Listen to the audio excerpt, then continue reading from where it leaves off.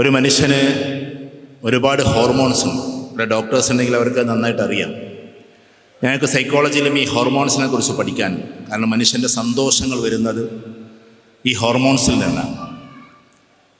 ചില ആളുകൾ സന്തോഷമില്ലാതെ ഇരിക്കുന്നതും ഈ ഹോർമോൺസ് വരാത്തത് കൊണ്ടാണ്.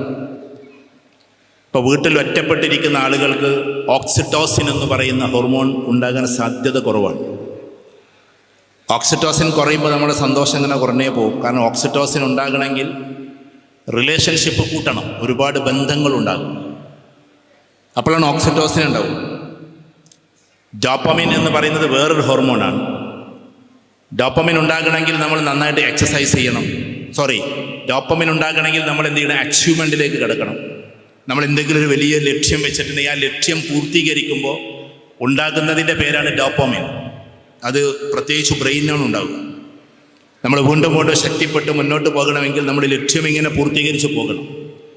ഇപ്പോൾ ഒരാൾ പെട്ടെന്നൊരു സിവിൽ സർവീസ് പാസ്സായി കുറേ മെനക്കെട്ടിട്ട് അദ്ദേഹത്തിന് ഒരുപാട് ഈ പറയുന്ന ഡോപ്പമിൻ ഉണ്ടാകും. കുട്ടികളൊരു എക്സാമിനേഷൻ പാസ്സായി, അതൊരു വലിയ സന്തോഷവും, അടുത്തതും പാസ്സാക്കാനുള്ളൊരു പ്രവണതയിലേക്ക് പോകും. അപ്പോൾ ഇങ്ങനെ ജീവിതത്തിൽ ഒരുപാട് നേട്ടങ്ങളിലേക്ക്, അത് എക്സാം ആകട്ടെ അല്ലെങ്കിൽ വേറെ എന്തെങ്കിലും ആകട്ടെ, ജീവിതവുമായി ബന്ധപ്പെട്ടതാകട്ടെ, സോഷ്യൽ റെപ്യൂട്ടേഷൻ ആകട്ടെ, സൊസൈറ്റിയിൽ ഇറങ്ങിയിട്ട് ചെയ്യുന്ന ഒരുപാട് അച്ചീവ്മെൻറ്റുകളാകട്ടെ, അപ്പോഴൊക്കെയാണ് അത് കിട്ടുക നമുക്ക്. എന്നാൽ സിറാട്ടോൺ എന്ന് പറഞ്ഞിട്ടുള്ള വേറെ സാധനങ്ങളുണ്ട്. അത് കിട്ടണമെങ്കിൽ എക്സസൈസ് ചെയ്യണം, നമ്മളൊന്ന് ഇളകണം, ഒരുപാട് വയർക്കണം, അപ്പോൾ നമുക്ക് കിട്ടുന്ന, അപ്പോൾ കർഷകർക്കൊക്കെ ഫീൽഡിൽ ഇറങ്ങിക്കഴിഞ്ഞാൽ കിട്ടുന്ന കുറച്ച് സന്തോഷങ്ങളുണ്ട്. അവർ വയർക്കുമ്പോൾ കിട്ടുന്നൊരു സന്തോഷം. അപ്പോൾ നമ്മുടെ തടി ഇളകിയിട്ട് നമുക്കൊരു വല്ലാത്തൊരു ഭാവത്തിലേക്ക് എത്തുമ്പോൾ ഓരോ ഭാഗങ്ങളാണ് അതിൻ്റെ, എല്ലാം കൂടി പറയാൻ സമയമില്ല. അപ്പോൾ ഞാനിപ്പോൾ പറഞ്ഞത് 3 ടൈപ്പിലുള്ള സന്തോഷങ്ങളാണ്. ഇത് നമ്മുടെ ഉള്ളിൽ പ്രൊഡ്യൂസ് ചെയ്യപ്പെടുന്ന സാധനങ്ങൾ ഉണ്ടായത് കൊണ്ടാണ് നമുക്ക് സന്തോഷം വരുന്നത്. റിട്ടയർമെൻ്റ് ആയിട്ട് ഒരാൾ വീട്ടിലിരിക്കുക, അല്ലെങ്കിൽ പ്രായം ചെന്നിട്ട് ഒരാൾ 65 വയസ്സായിട്ട് ഇനി എവിടേക്കും ഇറങ്ങണ്ടെന്നൊക്കെ വിചാരിച്ച് വീട്ടിലിരിക്കുമ്പോൾ, പീഡികക്കൊലയിൽ ഇരുന്നിട്ട് ഈബത്ത് നമീമത്തൊന്നും പറയരുത് എന്നേ ഉള്ളൂ, പീഡികക്കൊലയിലിരിക്കുന്ന ആളുകളുടെ ആ സന്തോഷം കിട്ടൂല. കാരണം പീഡികത്തിണ്ണയിൽ ഇരുന്നിട്ട് വെറുതെ പഴയ കാലമൊക്കെ പറഞ്ഞിരിക്കുന്ന പ്രായം ചെന്ന ആൾക്കാരുണ്ട്. അവരുടെ സന്തോഷം ഓക്സിറ്റോസിൻ എന്ന് പറയുന്നത് പ്രൊഡ്യൂസ് ചെയ്തുകൊണ്ടേയിരിക്കും. ആ സമയമാകുമ്പോൾ ആ പീഡികത്തിണ്ണയിൽ എത്തണമെന്ന് അവർക്ക് ആഗ്രഹമുണ്ട്. ഈ കുട്ടികൾ കണ്ടിട്ടില്ലേ, വൈകുന്നേരമായാൽ എങ്ങനെയെങ്കിലും ഫുട്ബോൾ സ്ഥലത്തെത്തും. കാരണം അവരുടെ മനസ്സിൻ്റെ ഉള്ളിൽ ഉണ്ടാകുന്നത് ഈ ഓക്സിറ്റോസിൻ എന്ന് പറയുന്ന സാധനമാണ്. ഓക്സിറ്റോസിൻ മനുഷ്യരോടുള്ള ബന്ധത്തിൻ്റെ പേരിൽ ഉണ്ടാകുന്നതാണ്. അതുകൊണ്ടാണ് സാമൂഹ്യപരമായി പോകുന്ന ആളുകൾക്ക് സൈക്കോളജി പറയുന്നത് വിധി എന്തു ആകട്ടെ, കാരണം അള്ളാഹുവിൻ്റെ വിധി പോലെ നടക്കുള്ളൂ, കുറച്ച് ആയുസ് വർദ്ധിക്കുന്നുണ്ട്. ഈ പൊതുജനങ്ങളിൽ ഇങ്ങനെ സജീവമായ ആളുകൾ കുറച്ചിങ്ങനെ സന്തോഷം കൂടി ഇങ്ങനെ പോകും. അല്ലെങ്കിൽ അവർ ഹെൽത്തി ആവും. ഞാൻ ആയുസ് കൂടിയില്ലെങ്കിൽ പോലും അവർ ഹെൽത്തി ആയിട്ട് മുന്നോട്ട് പോകും. ഒറ്റയ്ക്ക് വീട്ടിലിരിക്കുന്നവരെക്കാൾ ഹെൽത്തി ആയിരിക്കും അവർ. ഇപ്പം നിങ്ങൾ ശ്രദ്ധിച്ചിട്ടുണ്ടോ, PK വാര്യർ, അദ്ദേഹം കുറച്ച് ശ്രദ്ധയോടുകൂടി ജീവിച്ചത് കൊണ്ട് 100-ലേറെ വയസ്സ് വരെ ജീവിച്ചു. ആയുസ് എങ്ങനെ കിട്ടി? അതൊക്കെ പഠിച്ചവൻ്റെ ഭാഗത്തു നിന്നാണ്. പക്ഷെ എന്നാലും അതിൻ്റെ ഭാഗം അതാണ്. ഗൗരിയമ്മ 103-ാമത്തെ വയസ്സിൽ, ഇപ്പോൾ VS അച്യുതാനന്ദൻ 103-ാമത്തെ വയസ്സിൽ. അപ്പോൾ ഞാൻ നാളിങ്ങനെ ഒരു യാത്രയിൽ E.T. മുഹമ്മദ് ബഷീർ സാഹിബിനോട് ചോദിച്ചു, നിങ്ങൾക്ക് എത്ര വയസ്സായി? നമുക്ക് നെറ്റ് നോക്കിയാൽ കിട്ടും, എന്നാലും ഏകദേശം ഇങ്ങനെ 78 ആയി. എന്നിട്ട് സജീവമായിട്ട് നടക്കുകയാണ്. അതേ 78-79 ആയ ആൾക്കാർ വീട്ടിൽ തളർന്നിട്ട് ഇരിക്കുന്നവരുണ്ട്. അപ്പം ഞാൻ പറഞ്ഞു വരുന്നത്, മനുഷ്യബന്ധങ്ങൾ, മനുഷ്യരോടുള്ള ബന്ധങ്ങൾ, അവരുടെ കൂടെയുള്ള യാത്രകൾ, അവരോടൊപ്പമുള്ള ജീവിതം മനുഷ്യന് ഒരുപാട് സന്തോഷങ്ങൾ തരും. ഒറ്റയ്ക്ക് വീട്ടിലിരുന്നിട്ട് ഒരുപാട് ചിന്താനിമഗ്നനാകുന്നതിനേക്കാൾ നല്ലത് ആൾക്കൂട്ടത്തിലേക്ക് ഇറങ്ങല, സൊസൈറ്റിയോട് വലിയ ബന്ധം ഉണ്ടാവല. അത് നമ്മൾ വിചാരിക്കും, ഇപ്പം ഇന്നിപ്പോൾ ഈ ക്രസൻറ്റ് അലൂമിനി മീറ്റ് വിളിച്ചിട്ട് എത്തണ്ടെന്ന് തീരുമാനിച്ചവരുണ്ടാകും, പറ്റിയിട്ടും എത്താൻ സാധിക്കാത്തവരുണ്ടാവും, ആ മെൻറ്റാലിറ്റി ഇല്ലാത്തവരുണ്ടാവും, ആൾക്കൂട്ടത്തിലേക്ക് പോകാൻ ആഗ്രഹമില്ലാത്ത ആൾക്കാരുണ്ടാവും. അവർ റിസർവ്ഡ് പേഴ്സണാലിറ്റീസ് എന്നൊക്കെ പറയും. അത് റിസർവ്ഡ് ആയിരിക്കും, അധികം ആൾക്കാരോട് സംസാരിക്കൂല, അധികം ആൾക്കൂട്ടത്തിലേക്ക് പോകില്ല. സത്യത്തിൽ സഹാബാക്കൾ എന്ന് പറഞ്ഞാൽ ഒരു ആൾക്കൂട്ടമായിരുന്നു. അവരുടെ വ്യക്തി ജീവിതത്തേക്കാൾ നമ്മൾ കാണൽ സോഷ്യൽ ലൈഫാണ്. ഓരോ സഹാബാക്കളുടെയും പേഴ്സണൽ ലൈഫിനേക്കാൾ നമ്മൾ കാണൽ സോഷ്യൽ ലൈഫാണ്. അബുൽ ഹസൻ നദ്വി സാഹിബ് അതിനെ വെച്ചിട്ട് ഒരു ഗ്രന്ഥം തന്നെ എഴുതിയിട്ടുണ്ട്. അപ്പോൾ സോഷ്യൽ ലൈഫ് എന്ന് പറഞ്ഞാൽ അതൊരു വേറൊരു സംഭവം. നമ്മൾ ആളുകളോടൊപ്പം ഉണ്ടാവുക. അപ്പോൾ ഞാനിവിടെ ഫാമിലി ഉണ്ടായതുകൊണ്ട് പറയാം, നമ്മളെ പുതിയാപ്പിളാരെ യാത്ര പോകാൻ വേണ്ടി ഫ്രണ്ട്സിനെ തിരഞ്ഞെടുക്കുമ്പോൾ നിങ്ങൾക്കൊരു കുശുമ്പ് വരാറുണ്ട്. ഞാൻ എല്ലാവരോടല്ല പറഞ്ഞിട്ട്, ഞാൻ അവരെ സപ്പോർട്ട് ചെയ്യല്ല. കാരണം നമ്മൾ ഫാമിലിയുടെ കൂടെ യാത്ര ചെയ്യണം, ഫ്രണ്ട്സിൻ്റെ കൂടെ യാത്ര ചെയ്യണം. ഇത് രണ്ടും രണ്ട് യാത്രയാണ്. എപ്പോഴും ഫാമിലിൻ്റെ കൂടെ തന്നെ യാത്ര ചെയ്യാൻ പറ്റില്ല, എപ്പോഴും ഫ്രണ്ട്സിൻ്റെ കൂടെ മാത്രം യാത്ര ചെയ്യാൻ പറ്റില്ല. രണ്ട് യാത്രയാണ്. കാരണം ഫാമിലിൻ്റെ കൂടെ എന്ന് പറഞ്ഞാൽ കുറച്ച് ലവ്, കെയർ, പ്രൊട്ടക്ഷൻ ഇതൊക്കെയുമായി ബന്ധപ്പെട്ടതാണ്. മറ്റത് രസകരമായി കുറേ വർത്തമാനങ്ങൾ, ഒറ്റയ്ക്കിരിക്കുമ്പോഴുള്ള സംസാരങ്ങൾ, പഴയ കാലത്തെ കഥകൾ പറയൽ, അതൊക്കെ കുടുംബത്തോടൊപ്പം പോകുമ്പോൾ അധികം പറ്റൂല. അത് രസകരമായൊരു യാത്രയാണ്. യാത്രകൾ തന്നെ ഒരുപാടുണ്ട്. അപ്പം ഞാൻ പറഞ്ഞു വരുന്നത്, നമ്മൾ ചെയ്യാത്തൊരു യാത്രയുണ്ട്, കപ്പിൾസ് ജേണി എന്നാ പറയാം. കപ്പിൾസ് ജേണി എന്ന് പറഞ്ഞാൽ പുതിയാപ്പിളയും പുതിയോണ്ടും മാത്രം പോവാം. അതധികം നമ്മളെ കേരളത്തിൽ നടക്കാറില്ല. കാരണം കേരളത്തിൻ്റെ കൾച്ചർ കുട്ടികളൊപ്പം തന്നെ പോകാന്നുള്ളതാണ്. ഈ കുട്ടികളൊപ്പം മാത്രം പോകുമ്പോൾ കുട്ടികളെ കെയർ ചെയ്യലായിരിക്കും വാപ്പാക്ക് പണി, അല്ലെങ്കിൽ ഉമ്മാക്ക് പണി. ആ യാത്രയുടെ ലക്ഷ്യം വേറെയാണ്. കാരണം കുട്ടികളെ എൻജോയ് ചെയ്യിപ്പിക്കാന്നുള്ളത്. പക്ഷെ കപ്പിൾസ് ജേണി എന്ന് പറഞ്ഞിട്ടുണ്ടെങ്കിൽ, ഇതൊക്കെ ഞാൻ ദീനിൻ്റെ കാര്യങ്ങൾ തന്നെ പറഞ്ഞത് കേട്ടോ. റസൂലുള്ളാഹി സ്വല്ലല്ലാഹു അലൈഹി വസല്ലം ആയിഷ ബീവി ഒറ്റയ്ക്ക് യാത്ര ചെയ്തതും ഒറ്റയ്ക്ക് ഓടിയതും, ആ ഓട്ടത്തിൽ ആയിഷ ബീവി തോറ്റതും, പിന്നെ റിസ്വാസമ ജയിക്കാൻ വേണ്ടിയിട്ട് തോറ്റുകൊടുത്തതൊക്കെ നമ്മൾ ഹദീസിൽ വായിക്കും. അപ്പോൾ ഭാര്യയോടൊപ്പം ഒറ്റയ്ക്കുള്ള യാത്രയാണ്. മക്കളൊക്കെ വീട്ടിലാക്കിയിട്ട്, അല്ലെങ്കിൽ മക്കളെ അനിയത്തിൻ്റെ വീട്ടിലോ ഏട്ടത്തിൻ്റെ വീട്ടിലൊക്കെ ആക്കിയിട്ട് ഒറ്റയ്ക്കൊരു യാത്ര, അത് ഭയങ്കര സ്നേഹം ഉണ്ടാക്കുന്നു. ഈ ഊട്ടി കൊടൈക്കനാൽ എന്ന് പറഞ്ഞാൽ മക്കളായിട്ട് മാത്രം പോകാനുള്ളതല്ല, നമുക്ക് ഒറ്റക്കും കൂടി പോകാനുള്ളതാണ്.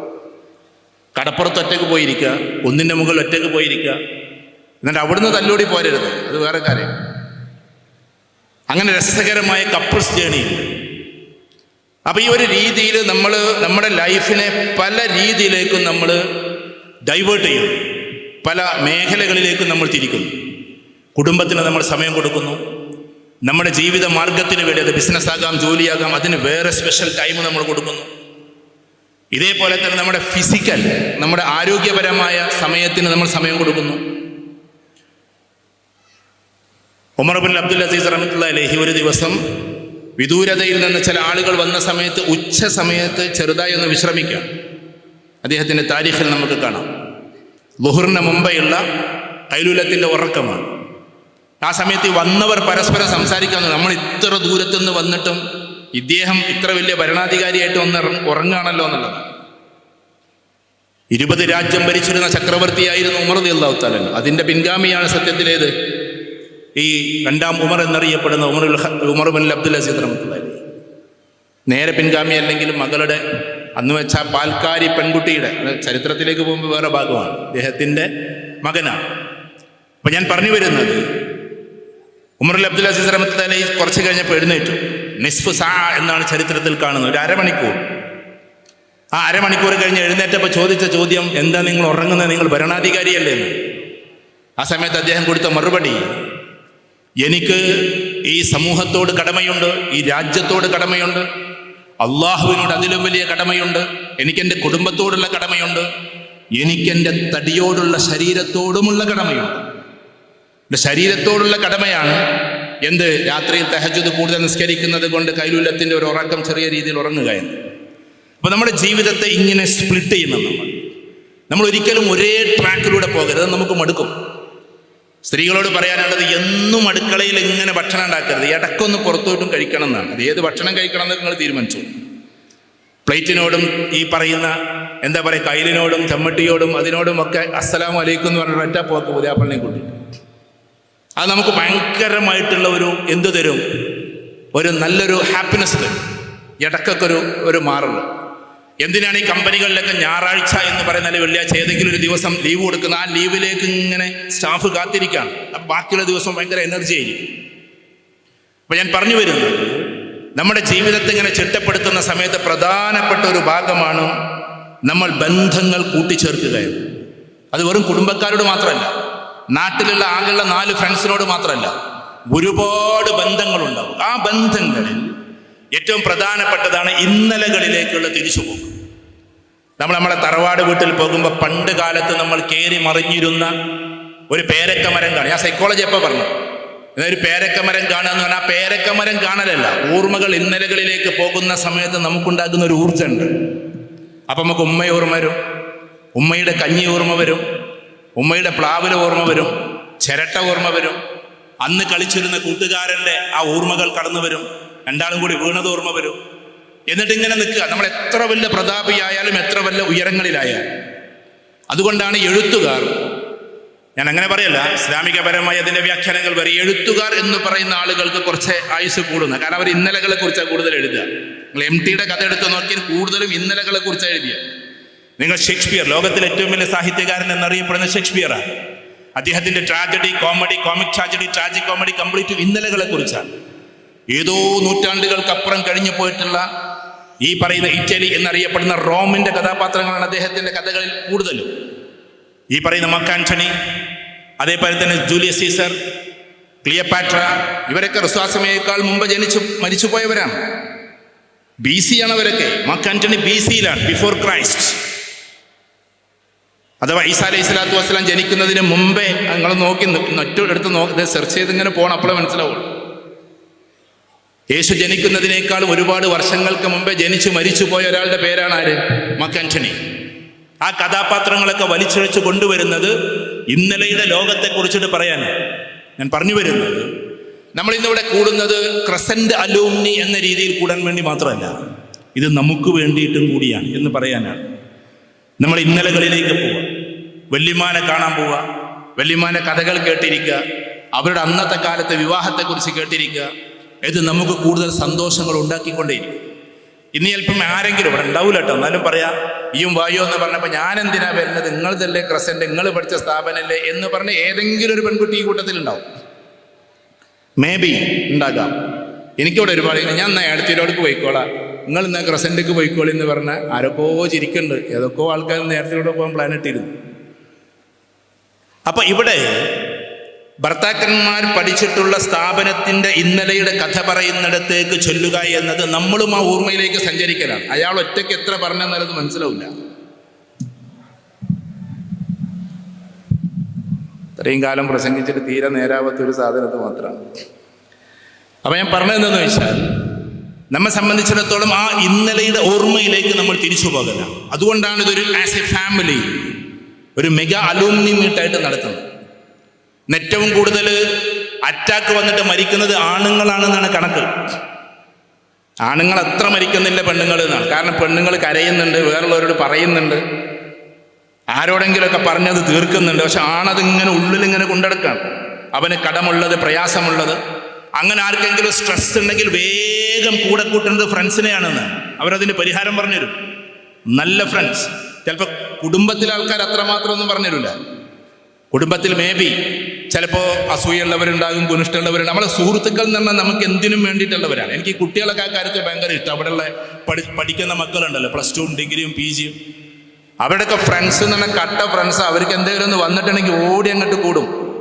ഞാൻ നാളെ തൃശ്ശൂരിൽ ഒരു സ്കൂളിൽ പിന്നെ ഇതിനു വേണ്ടി പോയത് പാരൻസ് മീറ്റിന് വേണ്ടി പോയപ്പോൾ പറഞ്ഞൊക്കെ കഴിഞ്ഞിട്ട് ഒരാൾ വന്നിട്ട് മൈക്കെടുത്തിട്ട്, അപ്പോൾ ഒരു പാരന്റ് വന്നിട്ട് ഉറക്കെ പറഞ്ഞ്, അയാൾ കരയുന്നുണ്ട്. അയാളുടെ പെങ്ങളെ കുട്ടി അവിടുന്ന് ആക്സിഡൻ്റ് ആയ സമയത്ത് അവർക്ക് പൈസ ഒന്നുമില്ല കയ്യിൽ. ആക്സിഡൻ്റായി ആശുപത്രിയിലായി. അപ്പോൾ അതേ സ്കൂളിൽ 1000-ഓളം കുട്ടികൾ സാറന്മാർ പോലും അറിയാതെ നടത്തിയ പിരിവെന്നാണ് അത്ര ആശുപത്രിയിലെ മുഴുവൻ ചെലവും എടുത്തത്. അദ്ദേഹം പറയാം. ഇതുകൊണ്ടൊരു കാര്യം കൂടി അദ്ദേഹം പറഞ്ഞു. എന്നിട്ട് ഏതോ ഒരാൾ ആശുപത്രിയിൽ വന്നപ്പോൾ ഏതോ ഒരു ദീനുള്ള ഒരു ഉസ്താദായിരിക്കാം, അദ്ദേഹം പറഞ്ഞത്രേ, കുറേ തവണ 70,000 പ്രാവശ്യം അത് ചെല്ലാൻ തന്നെ വലിയ പണിയാണ്. അല്ലാഹുമ്മ അദ്ഹിബിൽ ബഅസ റബ്ബന്നാസ് വശ്ഫി അൻത ഷാഫി ലാ ശിഫാ ഇല്ലാ ശിഫാഉക ശിഫാഅൻ ലാ യുഗാദിറു സഖമ. വ്യക്തമായ ഹദീസിൽ രോഗം മാറാൻ വേണ്ടിയിട്ടുള്ള പ്രാർത്ഥനയാണ്. അത് 70,000 പ്രാവശ്യം ചെല്ലണം എന്ന് ആരോ പറഞ്ഞു കൊടുത്തത്. അപ്പം അദ്ദേഹം പിന്നെ കരച്ചിൽ കുറച്ച് കൂട്ടിയിട്ട് പറയാണ്, ഹൈന്ദവ കുട്ടികൾ വന്നിട്ട് പറയണം അത്ര, അത് ഞങ്ങൾക്ക് മലയാളത്തിൽ എഴുതി തരും, അവന് വേണ്ടി ഞങ്ങളും പ്രാർത്ഥിച്ചോളാം. അതാണ് ഫ്രണ്ട്സ്, അതാണ് സുഹൃത്തുക്കൾ. അപ്പൊ സുഹൃത്തുക്കൾ എന്ന് പറഞ്ഞാൽ അതൊരു ചെറിയ കാര്യമല്ല. ഇപ്പൊ ഇവിടെ ഫാറൂഖ് സാഹിബ് ഇരിക്കുന്നു, മറ്റു പലരും ഇരിക്കുന്നു. അങ്ങനെ ഇരിക്കുന്ന ആളുകൾക്കറിയാം, ദൂര സ്ഥലത്തേക്ക് പോകുമ്പോൾ നമ്മൾ ആദ്യം ഫ്രണ്ട്സിനെ വിളിക്കാം. ഇപ്പൊ ഞാൻ കതിരൂർ ഭാഗത്തേക്ക് പോകുമ്പോൾ ഫാറൂഖ് സാഹിബിനെ വിളിക്കും, വേറെ ഏതെങ്കിലും വയനാട്ടിലേക്ക് പോകുന്ന സമയത്ത് വേറെ ആൾക്കാരെ വിളിക്കും. അങ്ങനെ ഓരോ സ്ഥലത്തേക്ക് പോകുമ്പോൾ നമ്മൾ ഫ്രണ്ട്സ് അവിടെ ഉണ്ടാവും. അത് നമുക്കൊരു ബലമാണ്. അങ്ങനെ ബന്ധങ്ങൾ ഇങ്ങനെ ഉണ്ടാക്കിപ്പോ. അപ്പോൾ ഇവിടെ വന്നിട്ട് സത്യം പറഞ്ഞാൽ നമ്മളൊക്കെ പുതിയാപ്പിളാർ പല വർഷങ്ങളിലായിട്ട് ഇവിടെ പഠിച്ചവരായിരിക്കും. പക്ഷെ നമ്മൾ ആ ചെയറിൽ വന്ന് ഇങ്ങനെ ഇരിക്കണ്ടാവും. അപ്പുറത്തൊരു സീൻ ഉണ്ടാവും, നിങ്ങൾ ആരെ പുതിയണ്ണാണ്, അല്ലെങ്കിൽ നിങ്ങൾ ആരതാണ്, നിങ്ങളിവിടെ പിന്നെ പഠിച്ച ആരെ ഭാര്യയാണ് എന്നൊന്ന് ചോദിച്ചറിയലുണ്ടല്ലോ, അതൊന്നും ചിലപ്പോൾ ഉണ്ടാവില്ല. ബന്ധങ്ങളില്ലാതെ നമ്മൾ പോവും. ഇപ്പൊ ട്രെയിനിൽ ഇങ്ങനെ പോകുമ്പോൾ തിരുവനന്തപുരം വരെ പോയാലും ആൾക്കാർ പരസ്പരം മിണ്ടൂല. നേരെ മറിച്ച് മിണ്ടിക്കഴിഞ്ഞാലോ അയാൾ ചിലപ്പോൾ നമ്മളെ ഭയങ്കര ഫ്രണ്ടായി മാറും പിന്നീട്. അത് നമ്മളെ സംബന്ധിച്ചിടത്തോളം എപ്പോഴും ഇങ്ങനെ പരിചയപ്പെട്ട ആളുകളോട് സംസാരിച്ച് പോകാന്നുള്ളത്. ചില ആളുകൾക്ക് അതിൻ്റെ ബാഹുല്യം കാരണത്താൽ ഒരുപാട് ആളുകൾ ഫ്രണ്ട്സ് ഉണ്ടായതുകൊണ്ട് മെയിൻറ്റെയിൻ ചെയ്യാൻ പറ്റില്ല എന്നേ. അപ്പം അങ്ങനെ ഒരു സുഹൃത്തു ബന്ധത്തിൻ്റെ വല്ലാത്തൊരു ഭാഗം കൂടിയാണ് ഈ അലൂമിനി. ഇവിടെ ക്രസൻറ്റിൻ്റെ അലൂമിനി, സാധാരണ സ്കൂളുകളിലേക്കുള്ള അലൂമിനി പല രീതിയിലും ഡൈവേർട്ട് ചെയ്ത് പോകാറുണ്ട്. ഇവിടെ അതല്ലല്ലോ നടക്കുന്നത്. ഇവിടെ നിങ്ങൾ ലക്ഷ്യം വെക്കുന്നത് മനുഷ്യരെ സ്നേഹിക്കുക, മനുഷ്യർക്ക് സഹായം ചെയ്യുക. ഞാനിതാ ഇതൊക്കെ നടത്തിയിട്ട് ഫറൂഖ് സാഹിബൊക്കെ നടത്തിയിട്ടുള്ള പരിപാടിയിൽ പങ്കെടുത്തു എന്ന് പറഞ്ഞാൽ, ഒന്ന് വയനാട്ടിലാണ്, അവിടെ ഒലിച്ചുപോയ ആളുകളെ ഏറ്റെടുക്കുക, അവർക്ക് വിദ്യാഭ്യാസം കൊടുക്കുക, അങ്ങനത്തെ പരിപാടിയിലാണ് പോയത്. അദ്ദേഹത്തിൻ്റെ നാട്ടിലും പോയി ഇതേമാതിരി വിദ്യാഭ്യാസപരമായിട്ടുള്ള പുരോഗതിക്ക് വേണ്ടിയിട്ട് അവർ ചെയ്യുന്ന കുറേ കാര്യങ്ങൾ ക്രസൻറ്റും കൂടി ഒരുമിച്ച് കൂടിയിട്ട് അത് ചെയ്യുന്നത്. അപ്പം ഞാൻ പറഞ്ഞു വരുന്നത്, നമ്മൾ ഇന്നിവിടെ കൂടിയിട്ടുള്ളത് നമ്മുടെ ജീവിതത്തിൻ്റെ ചില ഭാഗങ്ങൾ പൂർത്തിയാക്കാൻ കൂടിയാണ്. ഇതിനെ സംബന്ധിച്ചിടത്തോളം എപ്പോഴും അമ്മായിമ്മയും മരുവോളും എല്ലാവരും കൂടിയാണ് ഫ്രണ്ടാകുക എന്നുള്ളതാണ് ആകെ വീട് ശരിയാക്കാനുള്ള ഏക പരിപാടി. അമ്മായിമാനോട് മുണ്ടാതെ അടക്കുക, അമ്മായിമ്മ ഇങ്ങോട്ട് മുണ്ടതിനനുസരിച്ച് അങ്ങോട്ട് മുണ്ടാന്നൊക്കെ വിചാരിച്ചാൽ കാര്യം നടക്കില്ല. ഉഹിബ്ബുകി അൻതി സൗജതി കൈഫമാ കുൻതി, അറബിയിലൊരു പാട്ടാണ്, ഒരു നാത്താണ്. എങ്ങനെയാണോ ഭാര്യ നീ ഉള്ളത് അതേ രീതിയിൽ ഞാൻ നിന്നെ സ്നേഹിക്കുന്നു എന്നാണ്. ഒരാളെ മാറ്റിയിട്ട് സ്നേഹിക്കാനൊന്നും പറ്റില്ല. അങ്ങനെയുണ്ടല്ലോ, ലോകത്തിൽ ഒരാളെ മാറ്റിയിട്ട് നമുക്ക് സ്നേഹിക്കാൻ പറ്റില്ല. എങ്ങനെയാണോ ഉഹിബ്ബുകി അൻതി സൗജതി കൈഫമാ കുൻതി, നീ എങ്ങനെയാണോ ഉള്ളത് അതേപോലെ. യു എയിലെ ഏറ്റവും പ്രശസ്തനായിട്ടുള്ള ഒരു ഗായകനുണ്ട്, അഹമ്മദ് ബുഖാത്തിർ എന്ന് പറയും, അദ്ദേഹത്തിൻ്റെ പാട്ടാണ്. അപ്പം ഞാൻ പറഞ്ഞു വരും, ഏത് രീതിയിലാണോ നീ ഇപ്പോൾ ഉള്ളത് ആ രീതിയിൽ ഞാൻ നിന്നെ സ്നേഹിക്കുന്നു. ഒരു പക്ഷേ ശുണ്ഠിക്കാരിയാകാം, ശാഠ്യക്കാരിയാകാം, ചിലപ്പോൾ നമ്മൾ കുറ്റപ്പെടുത്തുന്ന ആളാകാം. അതിനൊക്കെ ഒരു ടൊണാലിറ്റി കൊണ്ടുവന്നിട്ട് അയാളെ മനസ്സിലാക്കിയിട്ട് അയാളെ റിത്തമിലേക്ക് കൊണ്ടുവരല്ലാതെ അയാൾ മാറിയിട്ട് നമുക്ക് മാറാമെന്ന് വിചാരിച്ചാൽ നടക്കില്ല. നമ്മളെ എളാപ്പ മൂത്താപ്പാരടിക്ക് എല്ലാം എന്തായിരിക്കും, ഒന്നും അലക്കുകയാണെങ്കിൽ ഒന്നും അരല്ലായിരിക്കും, ഇങ്ങനെ ആയിരിക്കും ഉണ്ടാവുക. ഞാൻ തമാശ പറയാണ്. അപ്പം എല്ലാവരും മാറ്റിയിട്ട് എന്താക്കാൻ കഴിയില്ല, നമുക്ക് മാറാൻ കഴിയില്ല. നമ്മളതിനനുസരിച്ച് ഇങ്ങനെ ടോണ് മാറ്റിക്കൊണ്ടിരിക്കുക എന്നുള്ളത്. ഈ ലോകത്തിലെ എല്ലാ പ്രസ്ഥാനക്കാരെയും എല്ലാവർക്കും നേരാക്കാൻ പറ്റില്ല. എല്ലാവരോടും നല്ല രീതിയിൽ നിൽക്കുക എന്നുള്ളതാണ്. ഞാനതാ പഠിച്ചിട്ടുള്ളത്. ഞാൻ ഒരു പ്രസ്ഥാനക്കാരെയും ഞാൻ കുറ്റപ്പെടുത്താറില്ല. എല്ലാവരും പരിപാടിക്ക് ഞാൻ പോവുകയും ചെയ്യും. അപ്പം നിങ്ങൾക്ക് പ്രത്യേക ഒരു ആദർശം ഇല്ല എന്ന് വെച്ചാൽ നമുക്കൊരു ആദർശം ഉണ്ടാവും. ആദർശത്തിലൂടെ നമ്മൾ പോണത്. പക്ഷെ അതുകൊണ്ട് കലാപം ഉണ്ടാക്കാൻ ഞാനില്ല. അപ്പം ഞാൻ പറഞ്ഞ എന്നെ കുറിച്ചിട്ടല്ല. നമ്മൾ അങ്ങനെ ആളുകളോട് ബന്ധങ്ങൾ നിർത്തുമ്പോൾ അയാൾ എങ്ങനെയാണോ അതിനനുസരിച്ച് നമ്മൾ എന്താക്കണം, ഒന്ന് മാറേണ്ടി വരും. അപ്പം അദ്ദേഹം സ്നേഹിക്കുന്ന ആളുകളുണ്ടാവും, അവരെ നമ്മൾ കുറ്റപ്പെടുത്താതിരിക്കുക. അങ്ങനെ വിശ്വാസമയുടെ കൽപ്പനയാണ്. ഒരാൾ ആദരിക്കുന്ന ഒരാളെ നമ്മൾ അനാദരവ് കാണിക്കരുത്. കാരണം ആ ആളെ ആദരിക്കുന്ന ഒരാളാണത്. അപ്പം നമ്മെ സംബന്ധിച്ചിടത്തോളം ഇങ്ങനെ സ്നേഹബന്ധങ്ങൾ നിലനിർത്താൻ വേണ്ടിയിട്ടാണ് നമ്മൾ ഇവിടെ ഇങ്ങനെ കൂടിയിട്ടുള്ളത്. ഒന്ന്. നമ്പർ 2, നമ്മൾ ഇന്നലകളിലേക്ക് ഒരു തിരിച്ചുപോക്കാണ്. ഇവിടെ ഇപ്പോൾ ക്രസൻറ്റിന് ഞാനിങ്ങനെ ആലോചിച്ചത് സത്യത്തിൽ ഒരു ഹാളിൽ വെച്ച് നടത്തുന്ന പരിപാടിയല്ല. പിന്നെ ഈ കുടുംബം എല്ലാവരും കൂടി ഉണ്ടായതൊരു സൗകര്യത്തിന് ഇങ്ങോട്ട് വെച്ചതായിരിക്കാം. ഇത് സത്യത്തിൽ വെക്കേണ്ടത് നിങ്ങളുടെ ക്രസൻറ്റിൻ്റെ മുറ്റത്താണ്, ആ പഴയ ക്ലാസ് റൂമിൻ്റെ ഭാഗത്തിലൂടെയാണ്. ഞാൻ എൻ്റെ അഭിപ്രായം പറയാൻ കേട്ടോ, ആർക്കും എന്നോട് ദേഷ്യം തോന്നരുത്. കാരണം പഴയ മൂലകൾ, ഞാൻ ചെറുലാല സ്കൂളിൽ ഇടയ്ക്കൊക്കെ പരിപാടിക്കും. പരിപാടി കഴിഞ്ഞാൽ ഷാഫി അവിടുത്തെ മാനേജറുണ്ട്, പിന്നെ നൗഷാദ്, പിന്നെ അപ്പോൾ അവരെന്ത് ചെയ്യുന്നതാണ്, ഷാനവാസ് എൻ്റെ കൂടെ വരും. ആ പഴയ മൂല അങ്ങനെ തന്നെയുണ്ട്. നമ്മൾ കോട്ടി കളിച്ചിരുന്ന മൂല, നമ്മൾ പട്ടം പറത്തിയിരുന്ന മൂല, നമ്മൾ ഗ്രൗണ്ടിലേക്ക് ചാടിയിരുന്ന മൂല, അതൊക്കെ ഇപ്പോഴും അങ്ങനെ തന്നെ ഉണ്ട്. ആരും ഇല്ലെങ്കിൽ ഒന്നും കൂടി ചാടാൻ വേണ്ടി നമ്മൾ നോക്കുകയും ചെയ്യും. ആ പഴയ ഓർമ്മയിലേക്കുള്ള തിരിച്ചുപോക്കാണ്. അപ്പം നമ്മെ സംബന്ധിച്ചിടത്തോളം ക്രസൻറ്റിൻ്റെ മുറ്റം, അവിടുന്ന് ഒരുപാട് നെഗറ്റീവുകൾ ഉണ്ടായിട്ടുണ്ടാവും, അത് നമ്മൾ കാണണമല്ലോ. ആ നെഗറ്റീവുകളൊന്നും എന്താക്കിയത് ഇപ്പം നമ്മൾ അലോസരപ്പെടുത്തരുത്. ചില ആൾക്കാർക്ക് നെഗറ്റീവ് ഉണ്ടായിട്ടുണ്ട്, കാരണം സ്ട്രിക്റ്റ് റൂളായിരിക്കും അല്ലേ. PK എന്ന് പറയുന്നതിനൊരു ഫുൾ ഫോം ഉണ്ട്. ഞാൻ മനസ്സിലാക്കിയത്, കുട്ടികളെന്ന് മനസ്സിലാക്കിയതാട്ടോ, അതേപ്പോൾ ഇവിടെ പറയുന്നില്ല. മൂപ്പര് ഭയങ്കര സ്ട്രോങ് ആണ്, സ്ട്രിക്റ്റ് ആണ്. പക്ഷേ അതിൻ്റെ കൂട്ടത്തിൽ ആ സ്നേഹം ഉണ്ടായത് കൊണ്ടാണ് അത് ഉണ്ടാകുക. ഒരു ചെറിയ കഥ പറയാം. കുട്ടികളൊക്കെ ഉണ്ടായതുകൊണ്ട് അങ്ങനെയാണ് പറയുന്നില്ല. എന്നാലും ഈ ലൈല മജ്നൂൻ എന്ന് പറയുന്ന ഒരു കഥയുണ്ട്. ലോകത്തിലെ ഏറ്റവും വലിയ പ്രണയ കാവ്യമാണ് സത്യത്തിൽ ലൈല മജ്നൂൻ. ആ ലൈല മജ്നൂനിൽ ഇവിടെ ശ്രദ്ധിക്കുന്നുണ്ടോ നിങ്ങൾ? ഉണ്ടല്ലോ അല്ലേ? ഓക്കെ. ലൈല മജ്നൂനിൽ ഈ ലൈല രാജകുമാരിയാണ്. മജ്നൂൻ ആകട്ടെ സത്യത്തിൽ ഇങ്ങനെ തെരുവുതണ്ടിയെ പോലെ നടക്കുന്ന ദരിദ്രനായ ഒരാളും. അപ്പൊ ഈ ലൈല മജ്നൂൻ കഥയിലെ മജ്നൂൻ എന്നല്ല അദ്ദേഹത്തിന്റെ പേര്. മജ്നൂൻ എന്ന് പറഞ്ഞാൽ ഭ്രാന്തനാണ്, പ്രണയം മൂത്ത് ഭ്രാന്തായതാ. പ്രണയത്തെക്കുറിച്ചെല്ലാം ഇവിടെ പറഞ്ഞിട്ട് അതിനൊരു ഇബ്രത്തുണ്ട്, അതിനൊരു പാടുണ്ട്, അതുകൊണ്ട് പറയും. അപ്പൊ ഈ മജ്നൂൻ എന്ന് പറഞ്ഞ ആളെ പേര് കൈസ് എന്നാണ്. കൈസ് എന്നാണ് ചെറുപ്പക്കാരന്റെ പേര്, കൈസ്. അതുകൊണ്ട് ചില ആൾക്കാർക്ക് കൈസ് എന്ന് പേരിടുന്നത്. കൈസ് കാഫാണോടെ. അപ്പൊ കൈസാണ്. ഈ കൈസ് പിന്നെ പ്രണയം മൂത്തിട്ട് ഭ്രാന്തനെ പോലെ ആയി മാറിയത്. അപ്പോൾ രാജകൊട്ടാരത്തിൽ ഇങ്ങനെ വരി നിൽക്കും കഞ്ഞിക്ക് വേണ്ടി. അപ്പൊ ഒരുപാട് നേരം നിൽക്കണം കഞ്ഞി കിട്ടാൻ. അപ്പൊ ലൈല അവിടെ നിന്ന് ഇങ്ങനെ നോക്കുന്നുണ്ടാവും. എന്നിട്ട് ഈ കഞ്ഞി കിട്ടിയാൽ പിന്നെ ഇങ്ങനെ പോവാം, കവാടം കടന്നിട്ട് പോവാം. പക്ഷെ ആ പാത്രത്തിന്റെ അരികിലെത്തുമ്പോൾ, കഞ്ഞിയുടെ അരികിൽ പാത്രം എത്തുമ്പോൾ, പാത്രത്തിന് ഉറുദുവില് ബർത്തൻ എന്നാ പറയാം, ബർത്തൻ. അപ്പൊ ബർത്തൻ ഇങ്ങനെ അടുത്തെത്തി എന്ന് കാണുമ്പോൾ ലൈല ഓടി വരും. എന്നിട്ട് ഈ ബർത്തൻ എടുക്കും, ഒരൊറ്റ ഏറാൻ ദൂരേക്ക്. അപ്പോൾ മജ്നൂൻ അവിടെ പോയിട്ട് ആ പാത്രം എടുക്കും. എന്നിട്ട് പിന്നെ എന്ത് ചെയ്യും? ക്യൂല് നിൽക്കണം. പിന്നെ മുന്നിലേക്ക് വരാൻ കഴിയില്ല, പിന്നെ പിന്നിൽ തന്നെ നിൽക്കണം. ആ പിന്നെയും കുറേ നേരം നിന്നിട്ട് കഞ്ഞിയുടെ അടുത്തെത്തുമ്പോൾ ലൈല പിന്നെയും ഓടി വരും. എന്നിട്ട് എന്ത് ചെയ്യും? പിന്നെയും എറിയും. അങ്ങനെ ഒരു 3-4 പ്രാവശ്യം എറിഞ്ഞപ്പോൾ, ലൈല മജ്നൂൻ കഥയിലുള്ള ഒരു ചാപ്റ്ററാണ്. അപ്പൊ മജ്നൂൻ ചോദിക്കുകയാണ്, എന്ത്, എന്നോട് ഇത്ര വെറുപ്പാണോ ലൈലായി?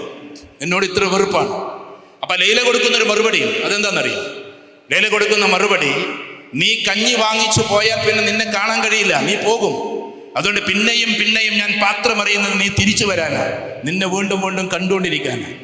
മജ്നൂൻ കി ബർത്തൻ തര എന്നാണ് അവിടെ പറഞ്ഞത്. മജ്നൂൻ കി ബർത്തൻ തര, മജ്നുവിന്റെ പാത്രം പോലെ. അധ്യാപകർ നമ്മളെ ശിക്ഷിക്കുന്നത്, അധ്യാപകർ നമ്മളെ എന്താക്കുന്നത്, ചിലപ്പോഴൊക്കെ വിഷമിപ്പിക്കുന്നത് ഒരിക്കലും നമ്മളോട് വെറുപ്പ് കൊണ്ടല്ല. നമ്മൾ ഉയരങ്ങളിൽ എത്തുമ്പോൾ അവർ തിരിച്ചു വരുമ്പോൾ ഒന്ന് സന്തോഷത്തോടെ കണ്ണുനീർ പൊഴിക്കാനാണ്. ഞാനും ഒരു 20-25 വർഷമായിട്ട് അധ്യാപകനായ ഒരാൾ, അതുകൊണ്ട് പറയും. അപ്പൊ അധ്യാപകരുടെ ചില ശീൽക്കാരങ്ങൾ, ചിലപ്പോഴുള്ള പറച്ചിലുകൾ, ചിലപ്പോൾ അത് ഓവറായി എന്നൊക്കെ വിരിക്കും. അങ്ങനെയുള്ളതെല്ലാം മജ്നുവിന്റെ ബർത്തൻ പോലെ നമ്മളെ വിഷമിപ്പിക്കുകയല്ല, സത്യത്തിൽ എന്താണ്, നമ്മളെ സ്നേഹത്തോട് കൂടിയിട്ട് തലോടുകയാണ്. അങ്ങനെ മനസ്സിലാക്കുമ്പോൾ കാര്യങ്ങളൊക്കെ വളരെ എളുപ്പമാണ്.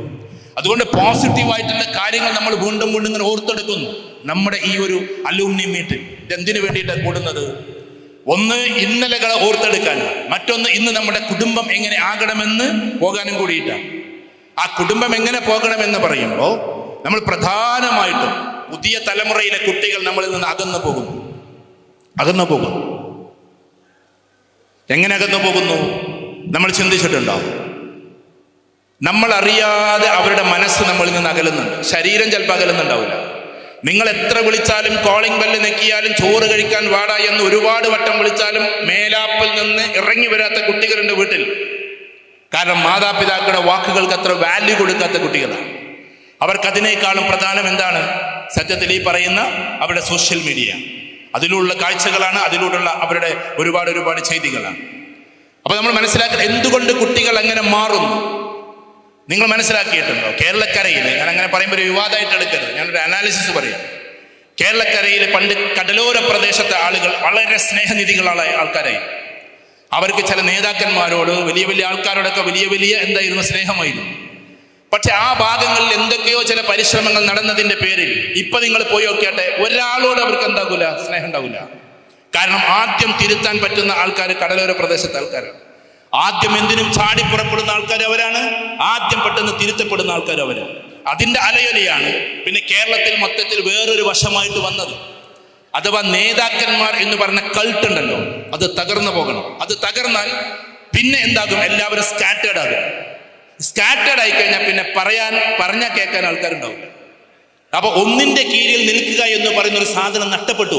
ഞാൻ പറയുന്നത് പൊളിറ്റിക്സ് അല്ല, ഞാൻ പറഞ്ഞ കേരളത്തിന്റെ സംസ്കാരം മാറാൻ പോകുന്നു എന്ന്. നിങ്ങൾ നോക്കിക്കോ, വ്യത്യസ്തമായ ധ്രുവങ്ങളിൽ നിന്നുകൊണ്ട് ഒരാൾ പറയുന്ന ഒരു അവസ്ഥ കേൾക്കാൻ പറ്റുന്ന ഒരു അവസ്ഥയിലേക്ക് ഇനി കേരളത്തിലെ മുസ്ലിം ജനത എത്തില്ല. ആ കൾട്ടുകളെ തകർത്തുകൊണ്ടേയിരിക്കും. അതിൽ ചില പൊളിറ്റിക്സ് ഉണ്ടാവും, ചില രീതികളൊക്കെ ഉണ്ടാവും. അപ്പൊ ആ ഒരു അവസ്ഥയിൽ നമ്മുടെ വീട്ടിന്റെ ഉള്ളിലേക്കും എന്ത് വന്നിട്ടുണ്ട്? ആ പഴയ രീതിയിലുള്ള ഫാദർ എന്ന കൾട്ടിനെ, മദർ എന്ന കൾട്ടിനെ കുട്ടികൾ ഇങ്ങനെ അറിയാണ്ട് തകർത്തുകൊണ്ടിരിക്കുക.